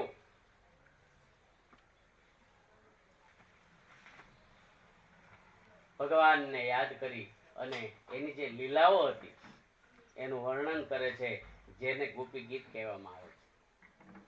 સુખદેવજી વર્ણન કરે છે કે ભગવાનના ગુણોને યાદ કરી અને ગોપીઓ ગીત ગાય છે. જયતિ તેદિકં જન્મના વ્રજ શ્રયત ઇન્દ્રિયામ શશ્વદ્રષ્ટહિ દયિતદ્રશ્યતામ દીક્ષુતાવકા ત્વયિ ધૃતાસવ ત્વાં વિચિન્વતે શરદુદાસએ સાધુ જાત સરસિજોદર ત્રિમૃષાદશા સુરતનાથ તે શુલ્કદાસિકા વરદનિઘ્નતો નેહ કિં વધ જયતિ તેદિકં તે જન્મ નામ વ્રજ. હે પ્રભુ, ગોપીઓ કહે છે કે તમારો જન્મ જ્યારથી વ્રજમાં થયો છે ત્યારથી અમે ધન્ય છીએ. અને તેથી જયતિ તે અધિકમ વ્રજનો મહિમા પણ તેથી જ વધ્યો છે. પૃથ્વી ઉપર આ વ્રજને વૈકુંઠ કહેવાય, તેમાં નવાઈ નથી. શ્રેયત ઇન્દિરામ શશ્વદ્રષ્ટહિ. ભગવતી લક્ષ્મી પણ વૈકુંઠ છોડીને વ્રજમાં નિવાસ કરે. એ પ્રભુ, આ તમારો જન્મ અહીંયા થયો છે એટલે જ તમે અમારી કેટલી જગ્યાએ રક્ષા કરી છે એનું વર્ણન કરતા ગોપીઓ કહે છે કે વિષ જલાપ્યયા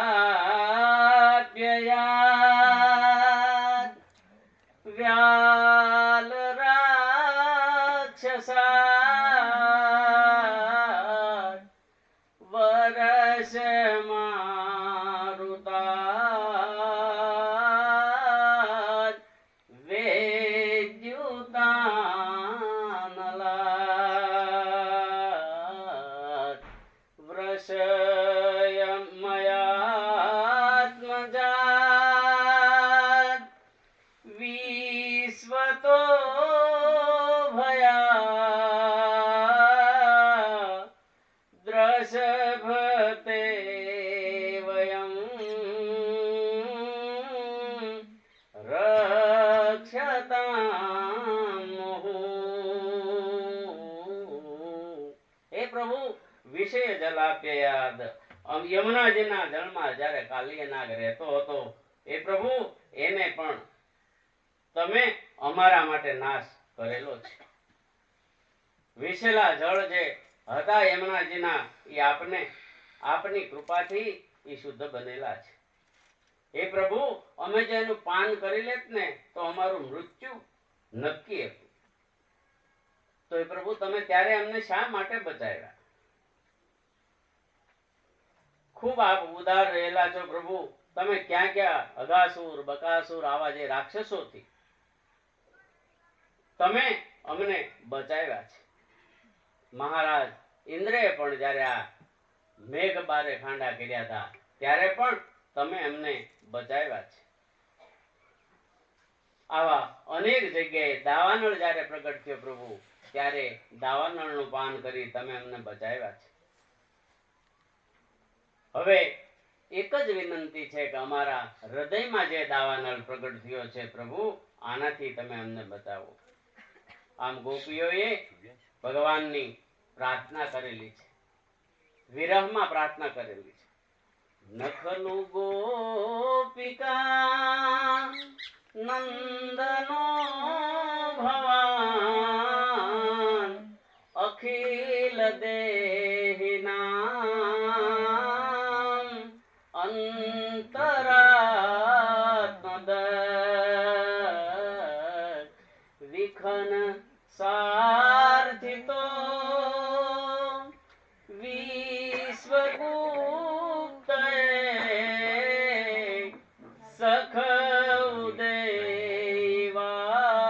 સખઉદેવાન સાત્વતાંકુલે.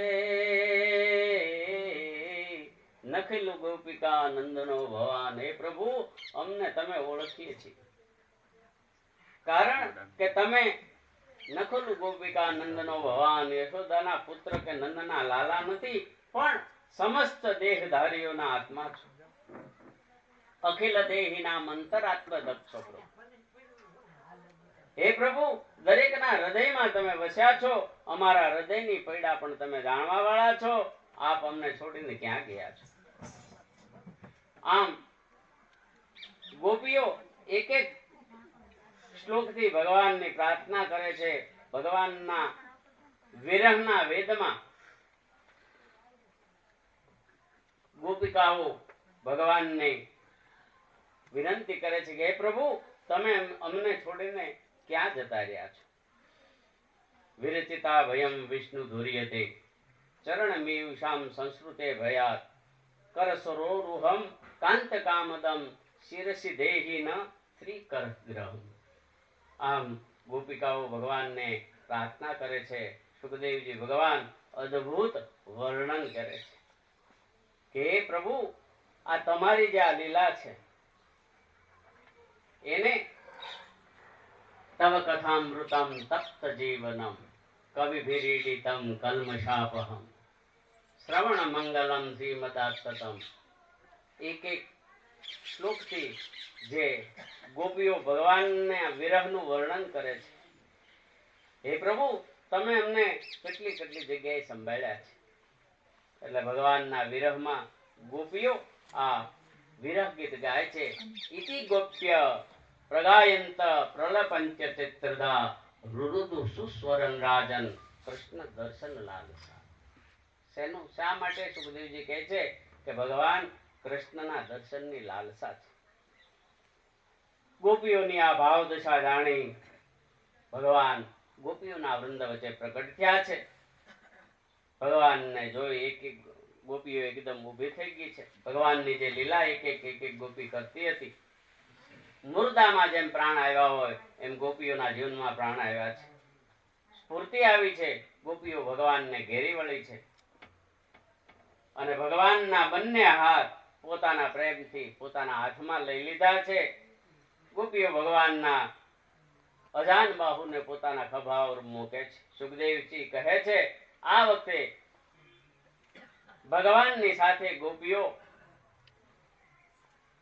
જે રાસની ક્રીડાઓ કરે છે, એક એક ગોપી ભગવાનને અને એક એક ભગવાન એનું રૂપ પણ લે છે.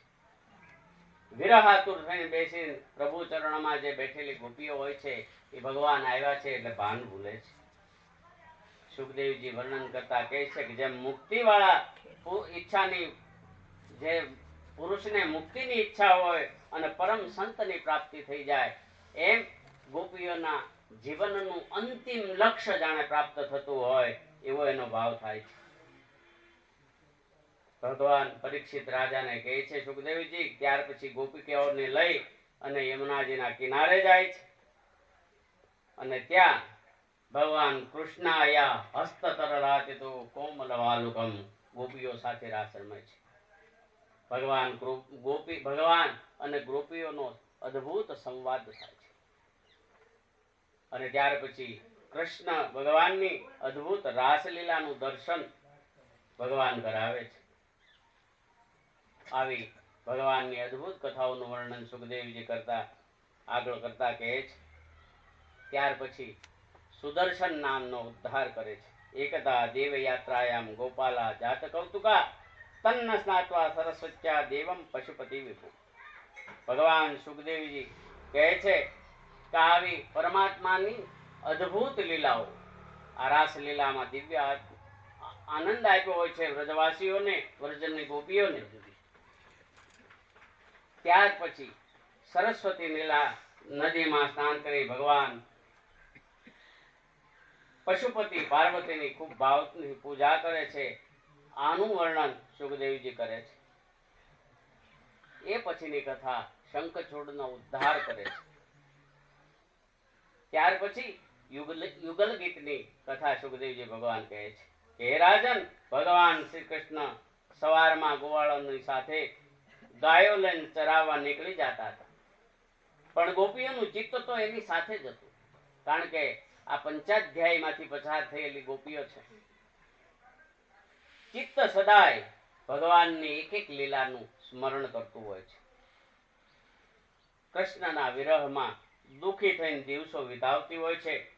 આખો દિવસ ભગવાનના કીર્તનો ગાયા કરતી હોય છે. સાંજે ભગવાન આવે જાય ત્યારનું દ્રશ્ય અને ભગવાન આવે ત્યારનું દ્રશ્ય એનું આખો દિવસ ચિંતન કરતી હોય છે. દરેક ગોપીઓ પણ જ્યાં જ્યાં ભેગી મળે ત્યાં કૃષ્ણ કથાની જ વાતો કરતી હોય છે. આવું અદ્ભુત વર્ણન ભગવાન સુખદેવજી કરી બતાવે છે. એક વખત સવારમાં અક્રૂરજીનું ગોકુળમાં આવવાનું થાય છે. સુખદેવજી કહે છે કિમ મયા ચરિતમ ભદ્રમ કિમ તપ્તમ પરમ તપઃ કિમ વથાપ્યર્હતે દત્તમ યદ દ્રક્ષ્યામ્ય કેશવ. અક્રૂરજીનું આવવાનું થાય છે. અક્રૂર રસ્તામાં વિચાર કરે છે કે મારું કેવું સદભાગ્ય હશે, મારી કઈ તપશ્ચર્યા હશે કે હું આજ ભગવાનના દર્શન માટે જઈ રહ્યો છું. સુખદેવજી કહે છે કે આ અક્રૂરજી છે આ નંદગાંવમાં જયારે આવે છે અને ભગવાનના ચરણ ચિહ્નો જ્યાં જોવે છે તેને રોમાંચ જીવનમાં થાય છે.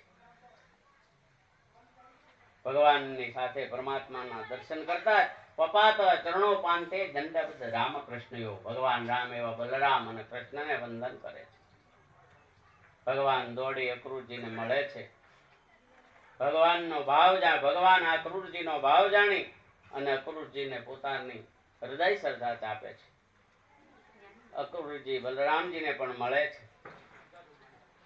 અક્રૂરજીના ખૂબ સારી રીતે ભગવાન કૃષ્ણ અને બલરામ સ્વાગત કરે છે. એના ચરણો જોવે છે, મધુપર્કથી સ્વાગત કરવામાં આવે છે. અને ત્યાર પછી વાતો કરે છે. નંદ બાબાએ કહ્યું છે કંસે જીવિત દાસા સોનપાલા ઈવાવહ. હે કૃષ્ણજી, કંસ જીવતો છે છતાં તમે લોકો મથુરામાં કેમ રહી શકો છો? કારણ કે કંસ છે એનું જીવન કસાય જેવું છે. જેને પોતાના બાળકો બેનના બાળકોને પણ મારી નાખ્યા, આની સાથે જીવન કેમ જીવવું?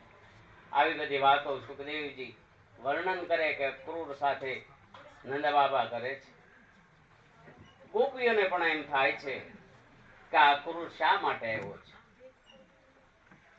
જ્યારે ભગવાન અક્રૂરજીને પ્રશ્ન કરે છે કે આપનું આવવાપણું શા માટે છે, ત્યારે અહીંયા કહેવામાં આવે છે કે અક્રૂર કહે છે કે કંસે યદુવંશીઓ સાથે વેર બાંધ્યું છે અને વસુદેવજીને પણ મારવાનો પ્રયાસ કર્યો છે. પણ મારું આવવાનું કારણ એ છે કે કંસરાજા મથુરામાં ધનુષ યજ્ઞ કરી રહ્યા છે અને તમને બધાને ખૂબ ભાવથી ત્યાં બોલાવ્યા છે. હું તમને બધાને આમંત્રણ દેવા આવ્યો છું અને ખાસ રામકૃષ્ણો પુરીનેત અક્રૂરમ વ્રજમાગત. ખાસ તો આ રામ અને કૃષ્ણને તેડવા આવ્યો છું. આજ આ સમાચાર સાંભળે છે ગોપીઓ વ્યાકુળ થઈ જાય છે. આખી રાત્રિ ગોપીઓને નિદ્રા આવતી નથી. પણ સુખદેવજી વર્ણન કરે કે એવમ બ્રહ્માણા વિરહાતુરા મૃષમ વ્રતસ્ત્રિયમ કૃષ્ણ વ્યક્ત માનસા. ભગવાનની લીલા અહીંયા વ્રજની લીલાઓ પૂરી થવાની છે અને મથુરામાં ભગવાન જવાના છે એની તૈયારી રૂપે અહીંયા અક્રૂર એને તેડવા આવ્યા છે. મથુરામાં ભગવાન પ્રવેશ કરે એ પહેલા આપણે ઓમકારેશ્વર મંડળના બહેનો સત્સંગની બે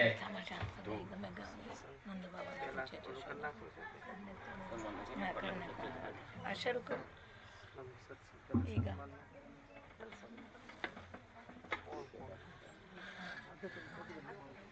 શારદાબેન અને મધુબેન ભીખાબેન અને ઈલાબેન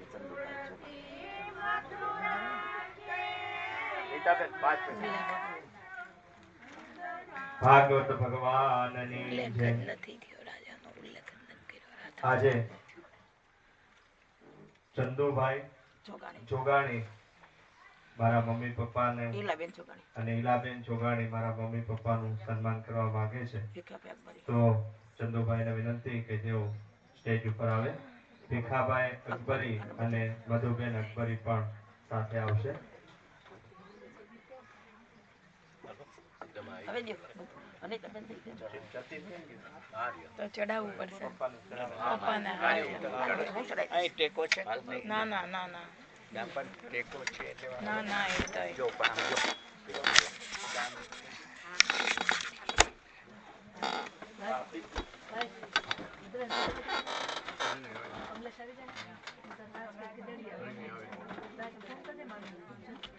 જો જતે ઓળું કર ઓપરેટ જતો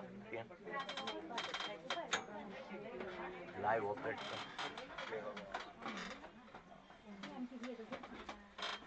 આમ જો એમ આ બાજુ આ બાજુ મૂક. હા. આ લાંબા કુટી હવે જવા દે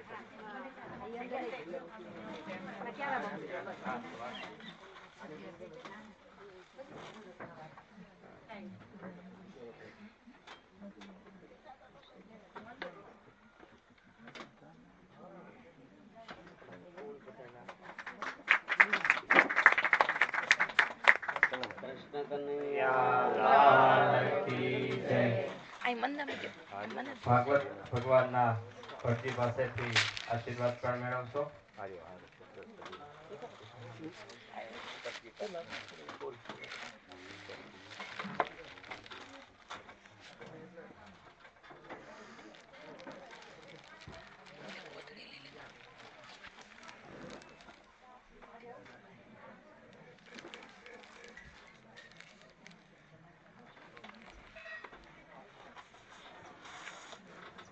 લીલાવંતી કે પારેખ અને મહેતા આરતી વિદ્યાલયનો લીલાવંતી પરિવાર પણ આજે કથા શ્રવણ માટે પધાર્યો છે.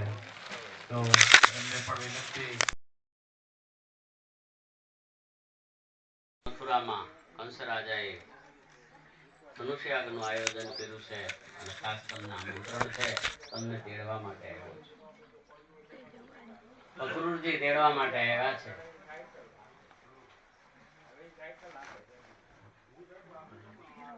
ત્યાં તો ગોવાળો ગોપીઓ બધા ભેગા થઈ ગયા છે. કહી દીધું કેટલા સમય સુધી ભગવાન સાથે જે આનંદ કર્યો છે. ભગવાન હવે મથુરા જઈ રહ્યા છે ત્યારે ગોપીઓ ખૂબ દુઃખી છે. વિધાતાને પણ ઠપકો આપતી હોય. સુખદેવજી વર્ણન કરે વિધાતાને ઠપકો આપે છે કે હે વિધાતા, આવું અમારું ભાગ્ય તે કેમ લખ્યું? કારણ કે કૃષ્ણ પ્રેમમાં એટલી મગ્ન છે કે એનો વિરહ સહન થવો અઘરો છે. પણ ભગવાનની લીલાઓ, બાળ લીલા અહીંયા પૂરી થાય છે અને પછીની અનેક લીલાઓ ભગવાનને કરવાની છે. એ માટે ભગવાન મથુરા જવાની તૈયારી કરે છે. સુખદેવજી વર્ણન કરે છે કે અક્રૂરજી આ રીતે આમંત્રણ આપ્યું, તૈયાર કરે છે, રથ તૈયાર કરો. આખી રાત ગોકુળના વ્રજવાસીઓ કોઈ સૂતા નથી. બ્રહ્મ મુહૂર્તમાં રથ તૈયાર કરવામાં આવે છે. ભગવાન બલરામ અને કૃષ્ણજીને બેસાડવામાં આવે છે. ભગવાનના નામનો જય જયકાર ગોવાળિયાઓ બોલાવતા રહેલા છે. સુખદેવજી વર્ણન કરતા કહે છે કે આવા સમયે ગોપીઓના વિરહનો કોઈ પાર નથી. અક્રૂરજીને પણ શંકા છે કે આહા, આવા નાના નાના બાળકોને હું કંસ જેવા દુરાચારી રાજાને ત્યાં લઈ જાઉં છું, જ્યાં ચાણોર, મુષ્ટિક એવા જે રાક્ષસો છે. કારણ કે અક્રૂરજી જાણતા હોય છે કંસનો ઈરાદો શું છે. યજ્ઞ કરવો છે પણ હેતુ શુદ્ધ નથી. કહેવાય છે યજ્ઞ પણ હેતુ શુદ્ધ ન હોય એને અર્થ નથી. અક્રૂરજીના મનમાં શંકા આવે ત્યારે ગોકુળથી વિદાય લઈને જ્યાં ગોપીઓ બધી વળાવવા આવે છે. નંદ બાબા સહિત જ્યાં સુધી રથની ધજા દેખાય ત્યાં સુધી એક જ નજરે ભગવાનનો રથ બધા જોવે છે. થોડો સમય થતા રથ દેખાતો બંધ થાય છે અને મથુરામાં ભગવાન પ્રવેશ કરે છે. મથુરામાં રથ પ્રવેશ કરે છે. ભગવાનને ત્યાંની સુંદર વાડીમાં ભગવાનનો ઉતારો આપવામાં આવે છે. સુખદેવજી વર્ણન કરે કે મથુરાની ગોપીઓએ કૃષ્ણ ચરિત્રની વાતો તો અનેક સાંભળી હોય છે, અનેક વાતો સાંભળી હોય છે. કેટલા જે ભગવાનના ચરિત્રો કરેલા હોય છે એ મથુરામાં બધા ઘેર ઘેર એ ગીતો ગવાતા હોય છે. અને એવા ભગવાનનું જ્યારે અહીંયા આગમન થતું હોય ત્યારે મથુરાના લોકોમાં આનંદ થાય છે.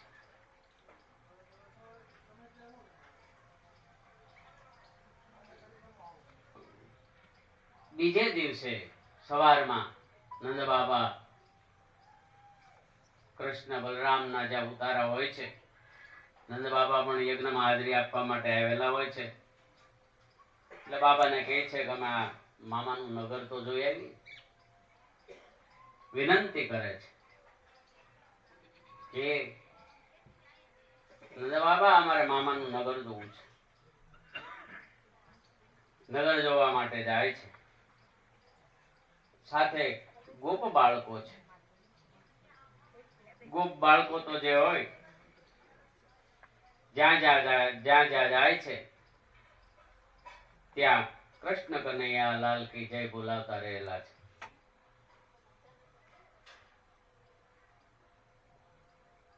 એમાં એક વખત સુખદેવજી કહે છે કે રજકમ કચ્ચિદાયંતમ રંકારમ ગદાગ્રદ દૃષ્ટ્વા યાચતવાંસાસી જ્યોત્યાન્યત્યુતમાનિત.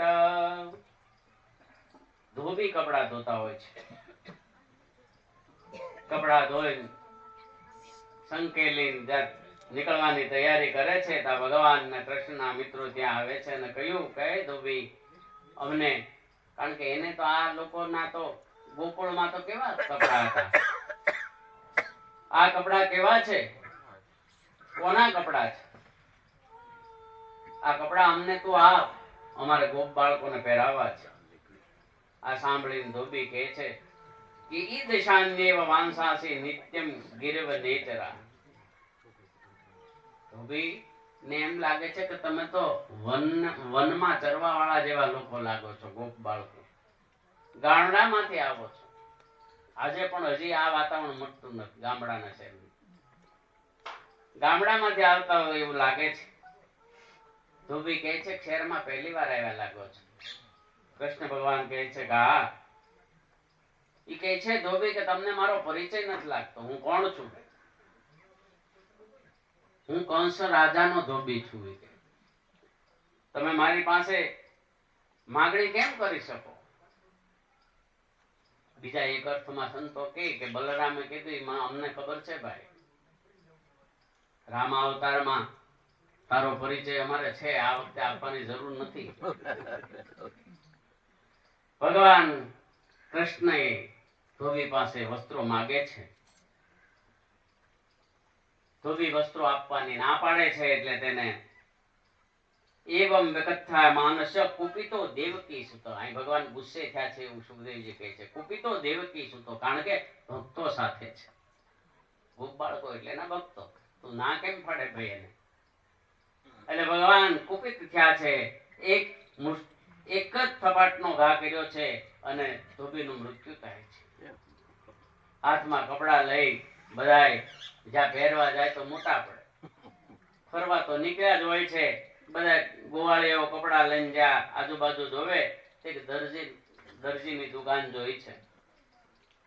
દરજીને જઈને કહે છે કે ભાઈ આ અમારા માપના આને કરીશું. ત્યારે દરજીએ તસ્ય પ્રસન્નો ભગવાન પ્રાસાદાત સારું રૂપ્યમાન. દરજીએ ખબર હતી, દરજીએ જે ગોપીઓ મથુરામાં આવતી હતી એની પાસેથી વર્ણન સાંભળેલા હતા, એટલે કાંઈ પણ ચર્ચા વગર એને જેમ જેમ માપના વસ્ત્રો થતા હતા એ બધા માટે કરી દીધા છે. એટલે ભગવાને એને આશીર્વાદ આપ્યા છે કે શ્રીયમ ચ પરમાલોકે બલેશ્વર્ય સ્મૃતિંદિયામ. જાઓ તમે ભરપૂર સુખ બળ ને ઐશ્વર્ય ભોગવશો. દેશી ભાષામાં અમારા વડીલો કહેતા દરજીનો દીકરો જીવે ત્યાં સુધી સીવે. 80 વર્ષ ના થાય ને તો ઈ સીવતા હોય. એનું આરોગ્ય સારું હોય ઈ જોવાનું. એનો અર્થ બીજો, કારણ કે ભગવાને આશીર્વાદ આપ્યા છે. તદ સુદામનો ભવનમાલાકારસ્ય જગમત્તુ તો દ્રષ્ટા સમુત્થાય નનામ શીર્ષે. ત્યારબાદ ભગવાનને સુદામા નામનો માળી મળે છે. પુષ્પમાળાઓ ભગવાનને અર્પણ કરે છે, તેને પણ આશીર્વાદ ભગવાન આપે છે. ત્યાર પછી કુબજા નામની દાસી મળે છે. ચંદન લઈ રાજાને ચંદન કરવા જાતી હોય છે. વિરુક્ય કુબજા યુવતી વરાન્ના પ્રપચ્છયાંતિ પ્રહસન રસપ્રદ. સુખદેવજી કહે છે કે શરીર કુરૂપ છે કુબજાનું શરીર. 3 બાજુથી અંગ વળી ગયેલા છે. ચંદનનો કટોરો લઈ અને રાજાને ચંદન લગાડવા જાતી હોય, ભગવાનનું મળવા પણ બને છે. ભગવાને એને પૂછી રાખ્યું, ઊભી રાખીને પૂછ્યું કે કોણ છો હે સુંદરી, તમે કોણ છો? ભગવાને આ રીતે જયારે બોલાવી તેને પ્રભુને જોયા, ભાવ વિભોર બની ગયા છે. પ્રભુની સામે જોયા કરે છે. ભગવાન કહે છે કે તમે અમને તિલક લગાડશો. ત્યારે આ કુબજા કહે છે કે આજ સુધી હું ખોટી જગ્યાએ તિલક લગાડતી હતી, આજ મારો અવતાર ધન્ય છે કે પ્રભુ તમે મને મળ્યા છો. કુબજા કહે છે કે હું આજે જો તિલક લગાડી તો મારી પૂજા થઈ ગઈ કહેવાય છે. કુબજાએ ભગવાનને તિલક કર્યું છે અને ભગવાને એની ઉપર કૃપા કરી છે. પ્રસન્નો ભગવાન કુબજા તીવ્રિકા રુચિનાનમમ ઋત્વી કરતું મનશ્ચક્રે દર્શયન દર્શને ફલમ. સુખદેવજી કહે છે ભગવાનના દર્શનનું ફળ બધાને મળે જ છે, પણ કુબજાને પગ ઉપર એક પગ મૂકી પરમાત્માએ જ્યાં એનો ચરણ ઉપર એક પગ મૂક્યો અને બીજેથી દાઢીમાંથી જ્યાં એને ઊંચી કરી ત્યાં એનું અંગ સુંદર બની જાય છે. જે 3 અંગ વાંકા હતા એ સીધા થઈ જાય છે. આ રીતે કુબજાનો ઉદ્ધાર કરે છે. નાથ, આપે મારા ચિત્તને મથી નાખ્યું છે, હે પુરુષોત્તમ મારા ઉપર કૃપા કરો. આમ કુબજા માગણી કરે છે. ત્યારે કુબજાનો ઉદ્ધાર કરે છે અને ભગવાન એને આશ્વાસન આપે છે. પૂજ્ય બાપાના ભજનોમાં આ 2 જે પ્રસંગ છે બેનું વર્ણન છે. કંસની દાસી કુબજા કેવી એમ કરીને બાપાએ લખ્યું છે. રાધેવર તુજ નામ રટ્યાથી, રાધેવર તુજ નામ રટ્યાથી, તરયા ભક્તને કરે, રાધેવર તુજ નામ રટ્યાથી. અધમ ધારણ કરવા એવી ઉર્મા રાખી ટેક રે, રાધેવર તુજ નામ રટ્યાથી. આ કંસની દાસી કુબજા કેવી, જાતમાં ધમ ગણાણી રે, તાકો ચંદન શીશ ચડાવી, તાકો ચંદન શીશ ચડાવી, કરી દીધી પટરાણી રે, રાધેવર તુજ નામ એનું ચરિત્ર અત્યારે જોયું, કાલે આપણે જે પહેલું ચરિત્ર જોયું હતું. અધમ રાક્ષણી પૂતના કહીએ બાળકને મારનારી રે, તાકો સ્તન મુખમાં ધર્યાથી, તાકો સ્તન મુખમાં ધર્યાથી, દિન ગતિ મહાતારી રે, રાધે વર તુજ નામ રટ્યાથી. હજી એક બીજું દ્રષ્ટાંત આપ્યું. પાંચાળી રે પાંડવની પત્ની, કૌરવ પાસ હે રાણી રે,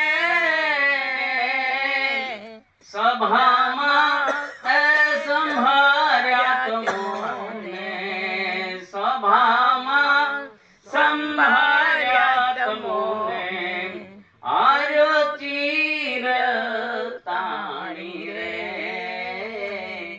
રાધે વર તુજ નામ રટ્યાથી. આ ગુણ અનંત કહા લગી વરણું, જેનો શેષન પામે પાર રે,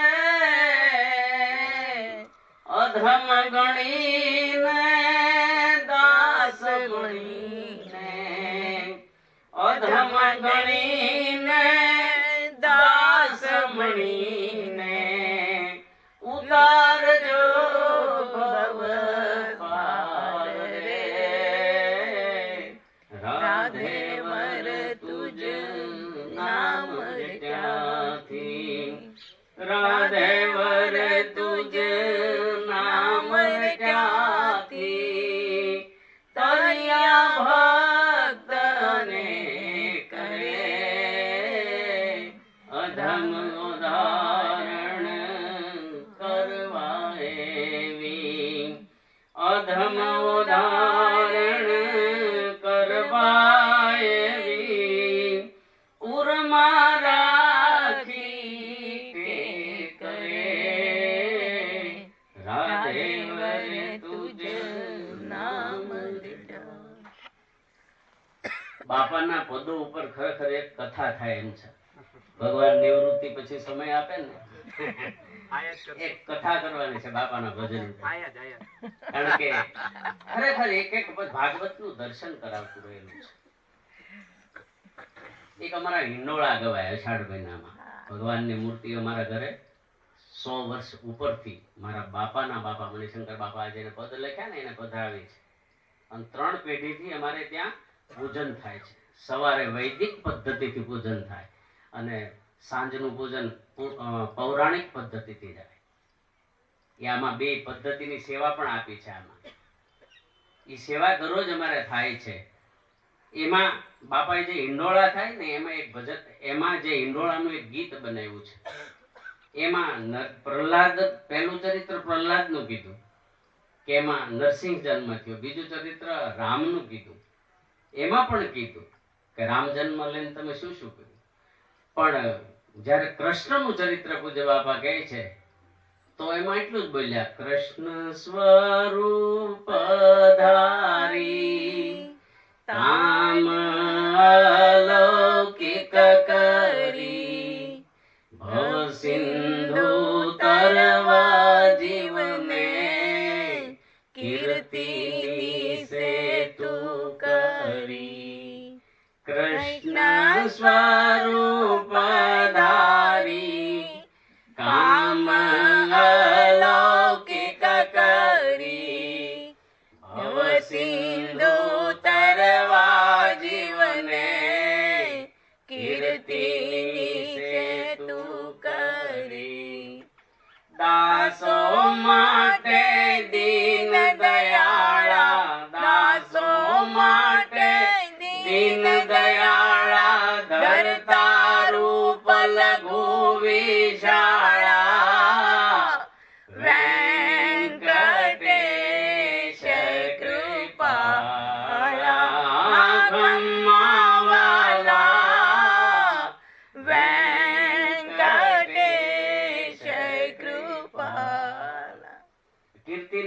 સ્વરૂપનો આ ગ્રંથ છે, કૃષ્ણ સ્વરૂપ ધારી. શા માટે? જો છેલ્લામાં છેલ્લા માણસનો ઉદ્ધાર કેમ થાય? તો ભગવાનની જે કીર્તિના જે ગ્રંથો છે એનું અનુશીલન કરવામાં આવે તો માણસનો ઉદ્ધાર થાય. એટલે અહીંયા આ જે કુબજા છે, એક એક ભગવાનનું ચરિત્ર એવું છે કે જેને ભગવાને પ્રેમ આપ્યો છે, જેના ઉપર અનુગ્રહ કર્યો છે, એનું જીવન ધન્ય બન્યું છે.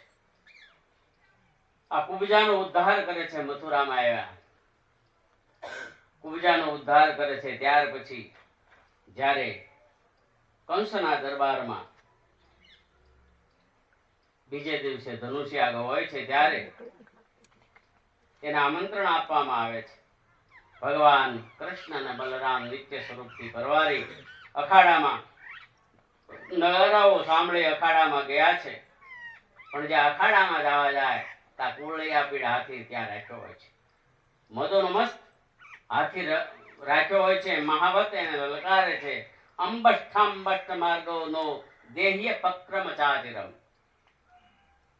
આ હાથીને હટાવવાનું જ્યારે ભગવાન બલરામ અને કૃષ્ણ કહે છે પણ હાથી હટતો નથી.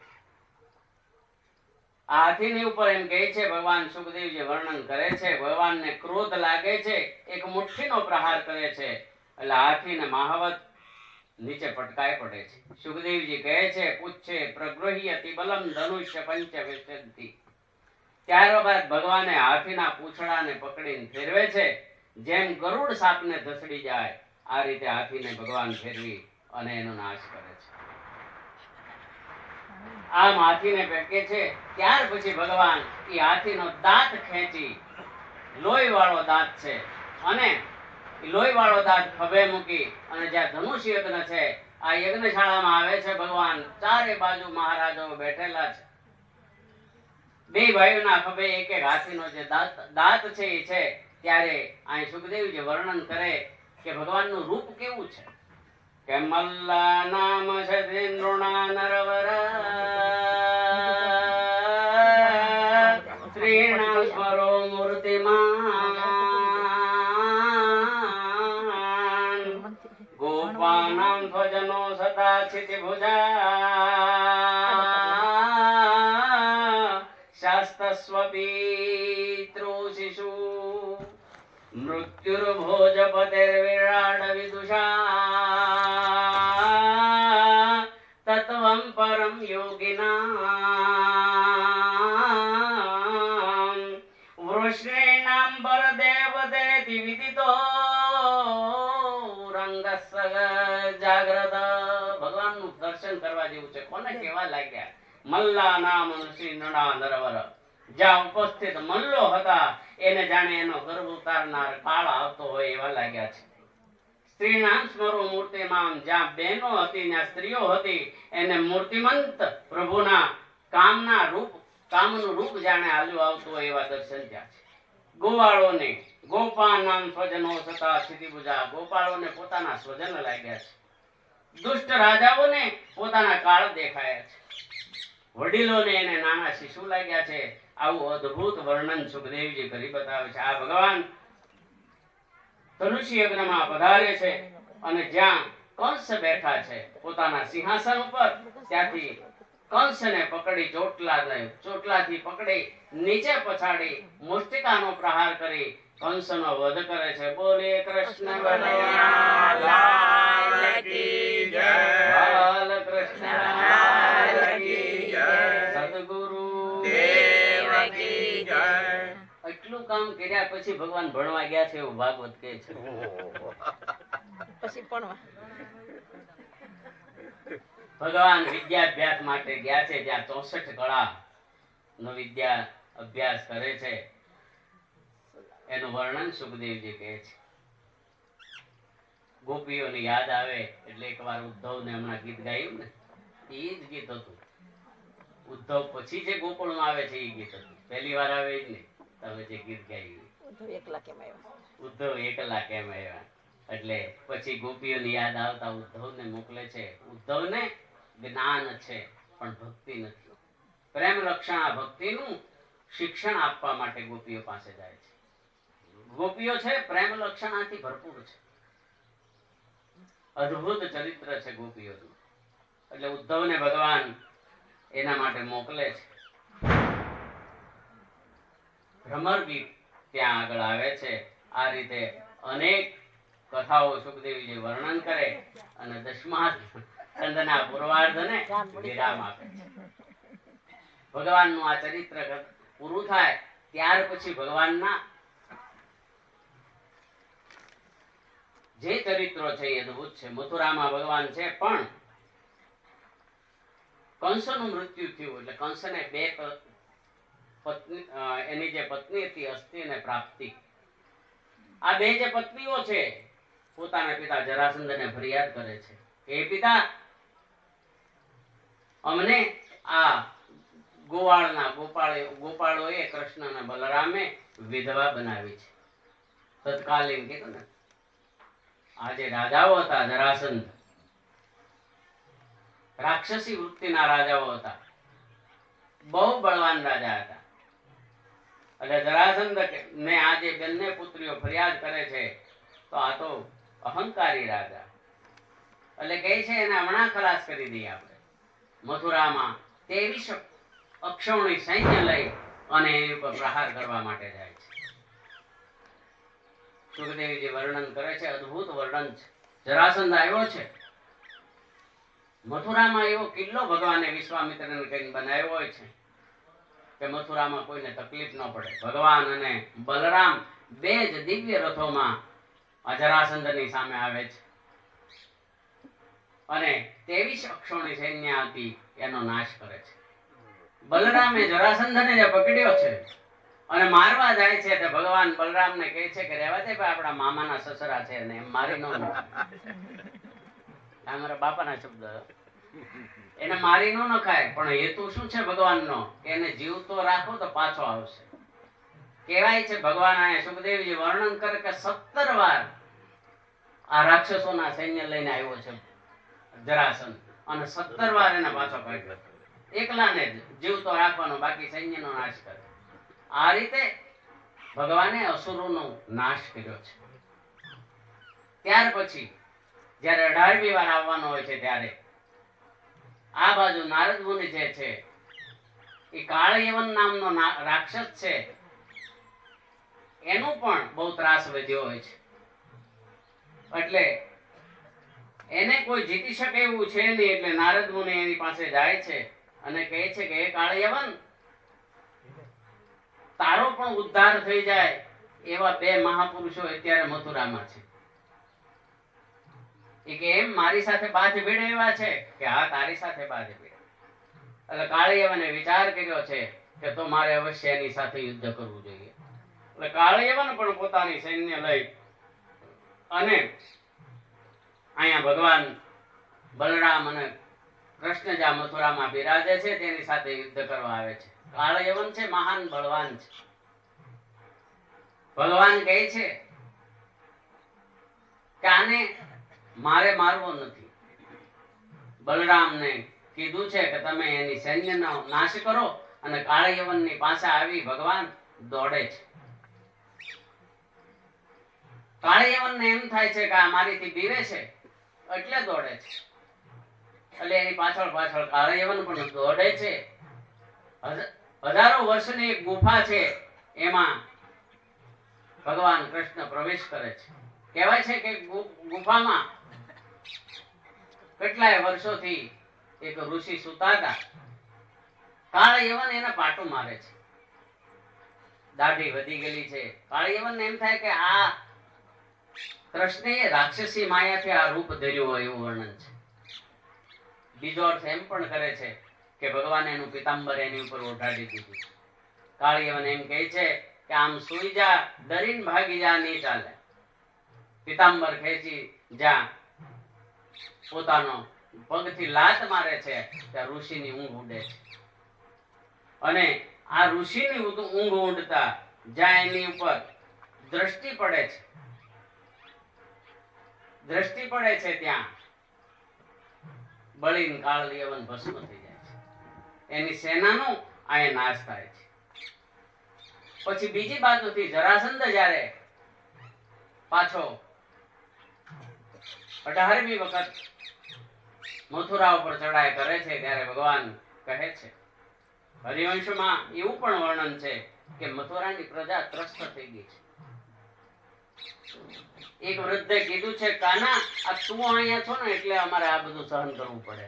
હરિવંશમાં આનું પ્રમાણ આપ્યું છે, ભાગવતમાં વર્ણન નથી આનું.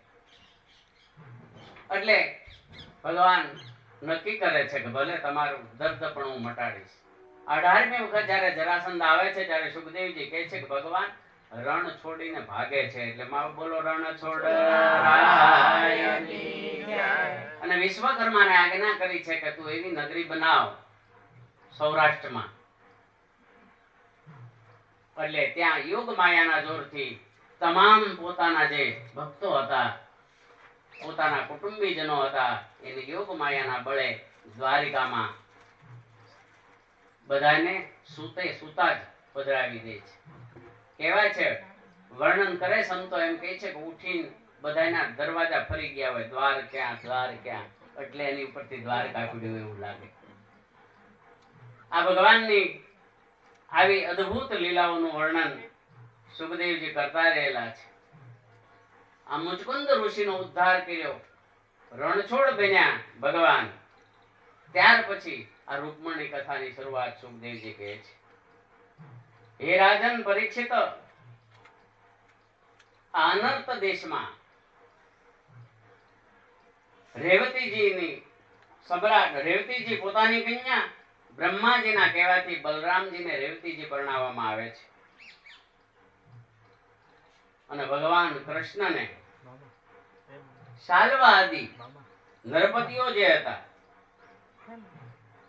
સુખદેવજી વર્ણન કરે છે કે ભગવાન બલરામજી તો રેવતીજીની સાથે પરણી ગયા છે, પણ ભગવાન રૂક્ષ્મણીજી સાથે કઈ રીતે લગ્ન કરવાના છે, પરીક્ષિત રાજા કહે છે કે તમે મને એ કથા કઈ બતાવો. ત્યારે ભગવાન સુખદેવજી ભગવાનના લગ્નની વાત પરીક્ષિત રાજાને બતાવે છે. આપણે પણ જાન નીકળી ગયો એવું લાગે છે. રઘુત્વા મળ્યા છે ઢોલ. આવી ગઈ છે. ભલે આવી જાય, આપણે હાલે ત્યાં સુધી હલાવી. પણ એક કે આ રૂકમણીજી છે એને ખબર પડી હોય છે કે મારા પિતા રૂકમી છે ને એનો મોટો ભાઈ છે. રૂકમણીનો મોટો ભાઈ રૂકમી છે.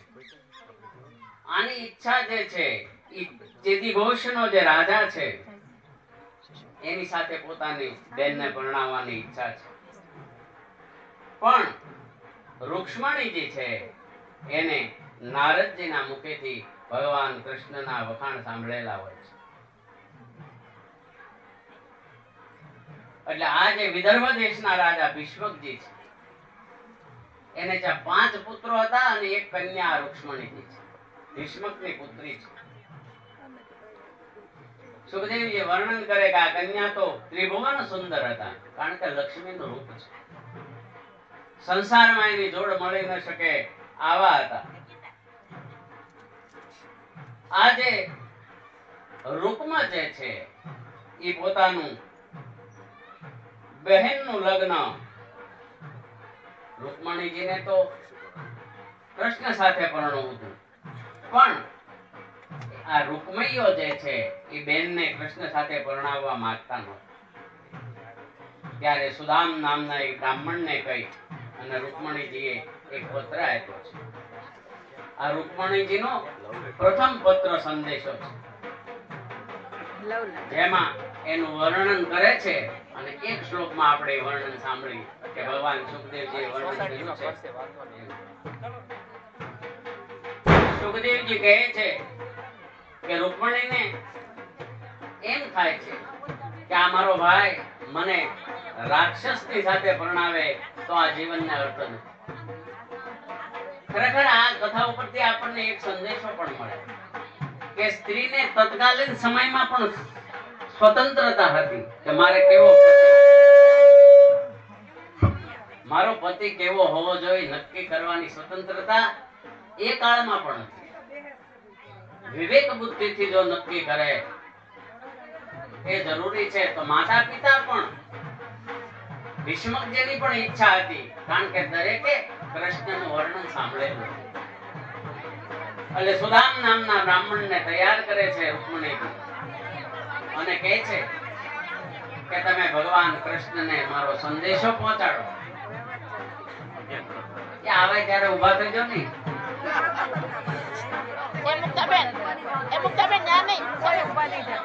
શ્રી કૃષ્ણ ગોવિંદ હરે મુરારી,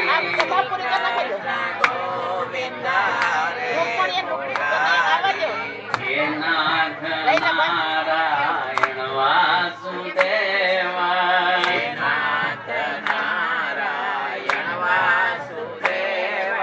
શ્રી કૃષ્ણ ગોવિંદ હરે મુરારી,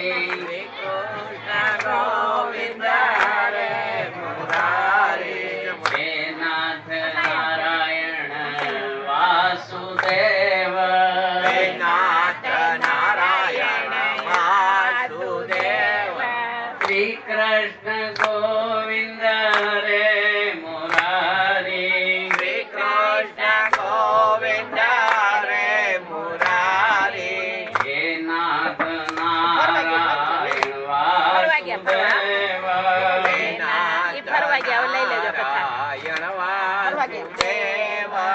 હે નાથ નારાયણ વાસુદેવ, હે નાથ નારાયણ વાસુદેવ, કૃષ્ણ કનૈયા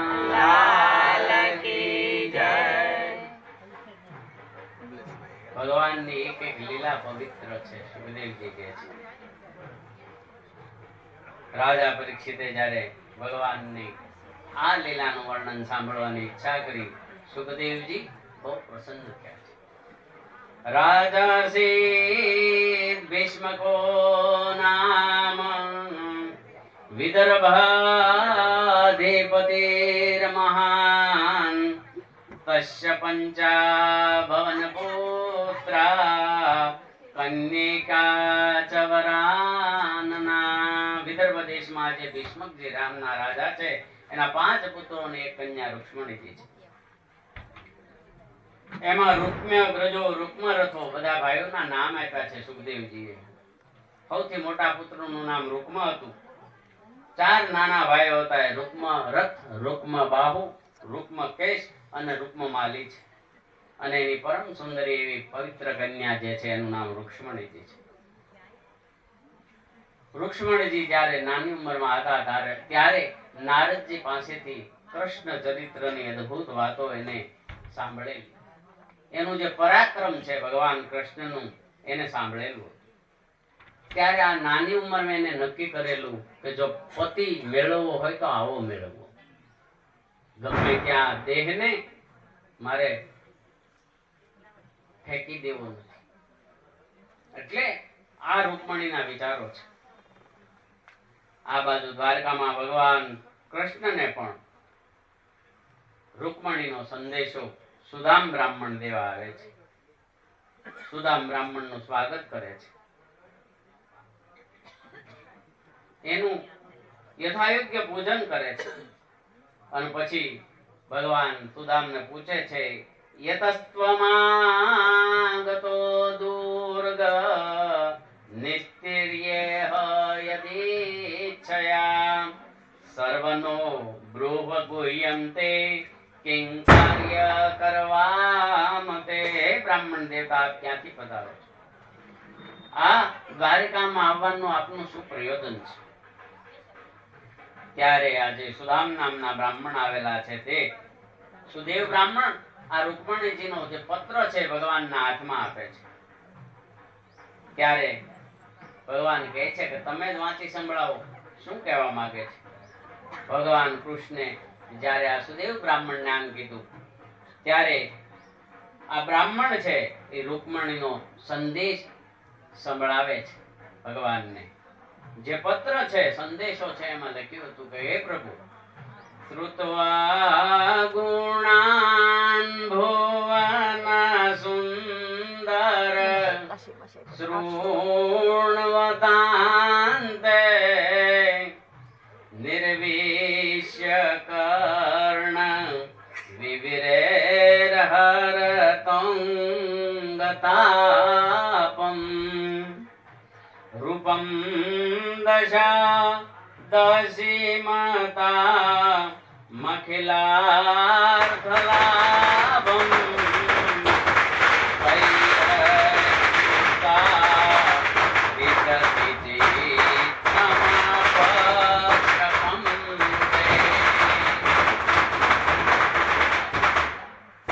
હે પ્રભુ તમારા ગુણો મેં સાંભળ્યા છે. શ્રુતવા ગુણાન ભુવન સુંદર સુર્ણવતાંતે. તમારા ગુણોની કથા મેં સાંભળી છે.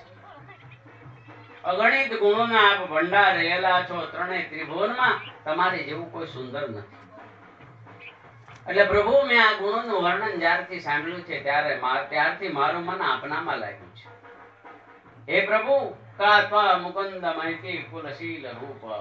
હે પ્રભુ હું ગમે ત્યાં પરણવા તૈયાર જન્મી નથી. મારો તમે સ્વીકાર કરો. આમ કરીને રૂકમણીએ ભગવાનને સંદેશો મોકલ્યો છે. રૂકમણીનો સંદેશામાં ભગવાનને કહે છે કે હે પ્રભુ તમે મારો સ્વીકાર કરો. ભગવાનને કહે છે અને ભગવાનને કઈ રીતે મારો સ્વીકાર કરવો ને એનું સરનામું પણ પત્રમાં લખી દે છે. એમાં લખે છે પૂર્તેષ્ટ દત્ત નિયમ વ્રત દેવ પ્રિય ગુરુવર્ચના દિભિમરમ ભગવાન પરેશ આરાધિતો યદિ ગદાગ્રત ઇત્યપાણે ગૃહણાંતુ તે મનદમ ઘોષ સુતાય દુન્ને. હે પ્રભુ અમારા કુળમાં રિવાજ છે કે જ્યારે દીકરીના લગ્ન થવાના હોય ત્યારે એને મંડપમાં લાવવામાં આવે એ પહેલા અમારા ગામના પાદરમાં જે અમારા માતાજીનું મંદિર છે ત્યાં દર્શને જાય છે. અને આ જ્યારે દર્શને જાઓ ત્યાંથી તમે મારું હરણ કરો. આમ રૂકમણીજી ભગવાનને પત્રમાં સંદેશો પણ આપે છે. ભગવાનને આવી પ્રાર્થના કરે છે. ભગવાન રૂકમણીની પ્રાર્થના સાંભળે છે અને બ્રાહ્મણને કહે છે. ભગવાનને રૂકમણી એમ કહે છે કે તમે મને લઈ જાઓ. નહીં તો રૂકમણી ભાગી નહીં જઈ શકે મેં.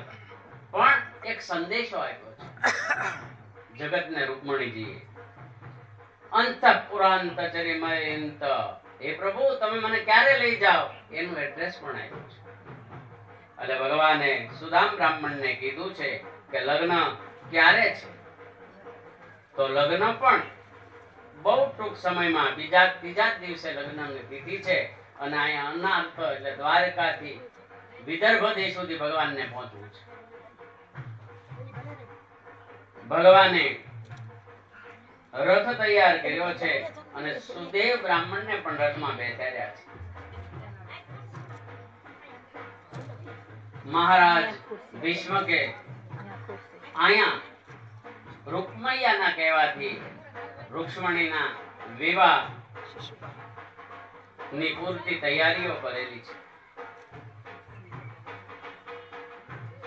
પૂર્ણ તૈયારીઓ થઈ છે. આપણે જેમ તૈયારી પૂરી થવામાં છે એમ જ્યારે ભીષ્મક રાજા છે ઈ સ્વસ્તિ વાચન ની પ્રક્રિયાઓ પુણ્ય વાચન ની પ્રક્રિયાઓ પૂરી કરે પછી સુખદેવજી વર્ણન કરે છે કે જ્યારે આ માતાજીના દર્શન કરવા માટે રૂકમણીજી જાય છે અને ત્યાંથી ભગવાન રૂકમણીજીના લગ્નમાં દેશ દેશાંતરના રાજાઓ આવ્યા હોય છે. શાલ્વ, પૌંડ્ર, બાણાસુર આવા બધા જરાસન આ મોટા રાજાઓ આવ્યા હોય છે.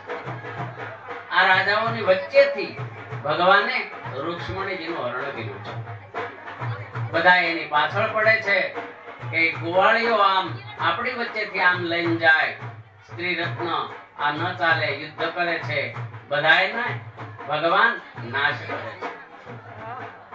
રૂકમૈયાને પકડીને ભગવાન જ્યાં મારવાની તૈયારી કરે છે એની કહેવાય છે કે એની મૂછ અને એક બાજાના મસ્તકના વાળ ભગવાન કાઢી નાખે છે, તલવારથી મારવાની તૈયારી કરે ત્યારે રૂકમણી વિનંતી કરે છે કે મારો ભાઈ છે. બલરામજી પણ કહે છે કે હે કૃષ્ણ, રૂકમણીજીને એવું ન લાગવું જોઈએ માટે એના ભાઈને છોડી દે. અહીંયા રૂકમણીએ જ્યારે યુદ્ધ કરવા માટે ભગવાનની સામે ગયો હોય ત્યારે નિયમ લીધું હોય છે કે કાં હું રૂકમણીને લાવીશ, પછી નહીં તો હું પાછો નહીં આવું. ભગવાન એને છોડી દે છે. ત્યાં જ ભૃગુકુટક નામનું શહેર વસાવી રૂકમણીઓ રહે છે અને રૂકમણીઓને આ રીતે અપમાન કરીને છોડી દેવામાં આવે છે. અને ભગવાન બલરામ સહિત દ્વારકામાં પધારે છે, જ્યાં તેનું ભવ્ય સ્વાગત કરવામાં આવે છે. અને દ્વારકામાં આ વિધિ લગ્ન વિધિ થાય છે, જે વિધિ આપણે પણ ભગવાન પધારી ગયા છે. લાલો કૃષ્ણ એટલે ભગવાન પધારી ગયા છે, જેની વિધિ આપણને ગિરીશભાઈ, આમ તો આપણી એક શાસ્ત્રોક્ત વિધિ છે. વ્રતોદ્યાપન નામનું પુસ્તક છે સંસ્કૃતમાં, એના આધારે અમારા ગિરીશભાઈ એનું પૂજન કરાવશે. ખૂબ આપણે શાંતિથી આ લગ્નને માણશું. ભગવાનના પ્રસંગમાં આપણે હાજર રહ્યા હોય એવી એક અનુભૂતિ કરશું અને આજના દિવસને ધન્ય બનાવશું. બોલો કૃષ્ણ કનૈયા ભાગવત. ઓમ નમઃ પાર્વતી પતે. હર હર મહાદેવ. ઓમકારેશ્વર મહાદેવ. બોલવાનું નહીં ભાઈ. ઓમ કૃષ્ણ તો પેલા લેવાના.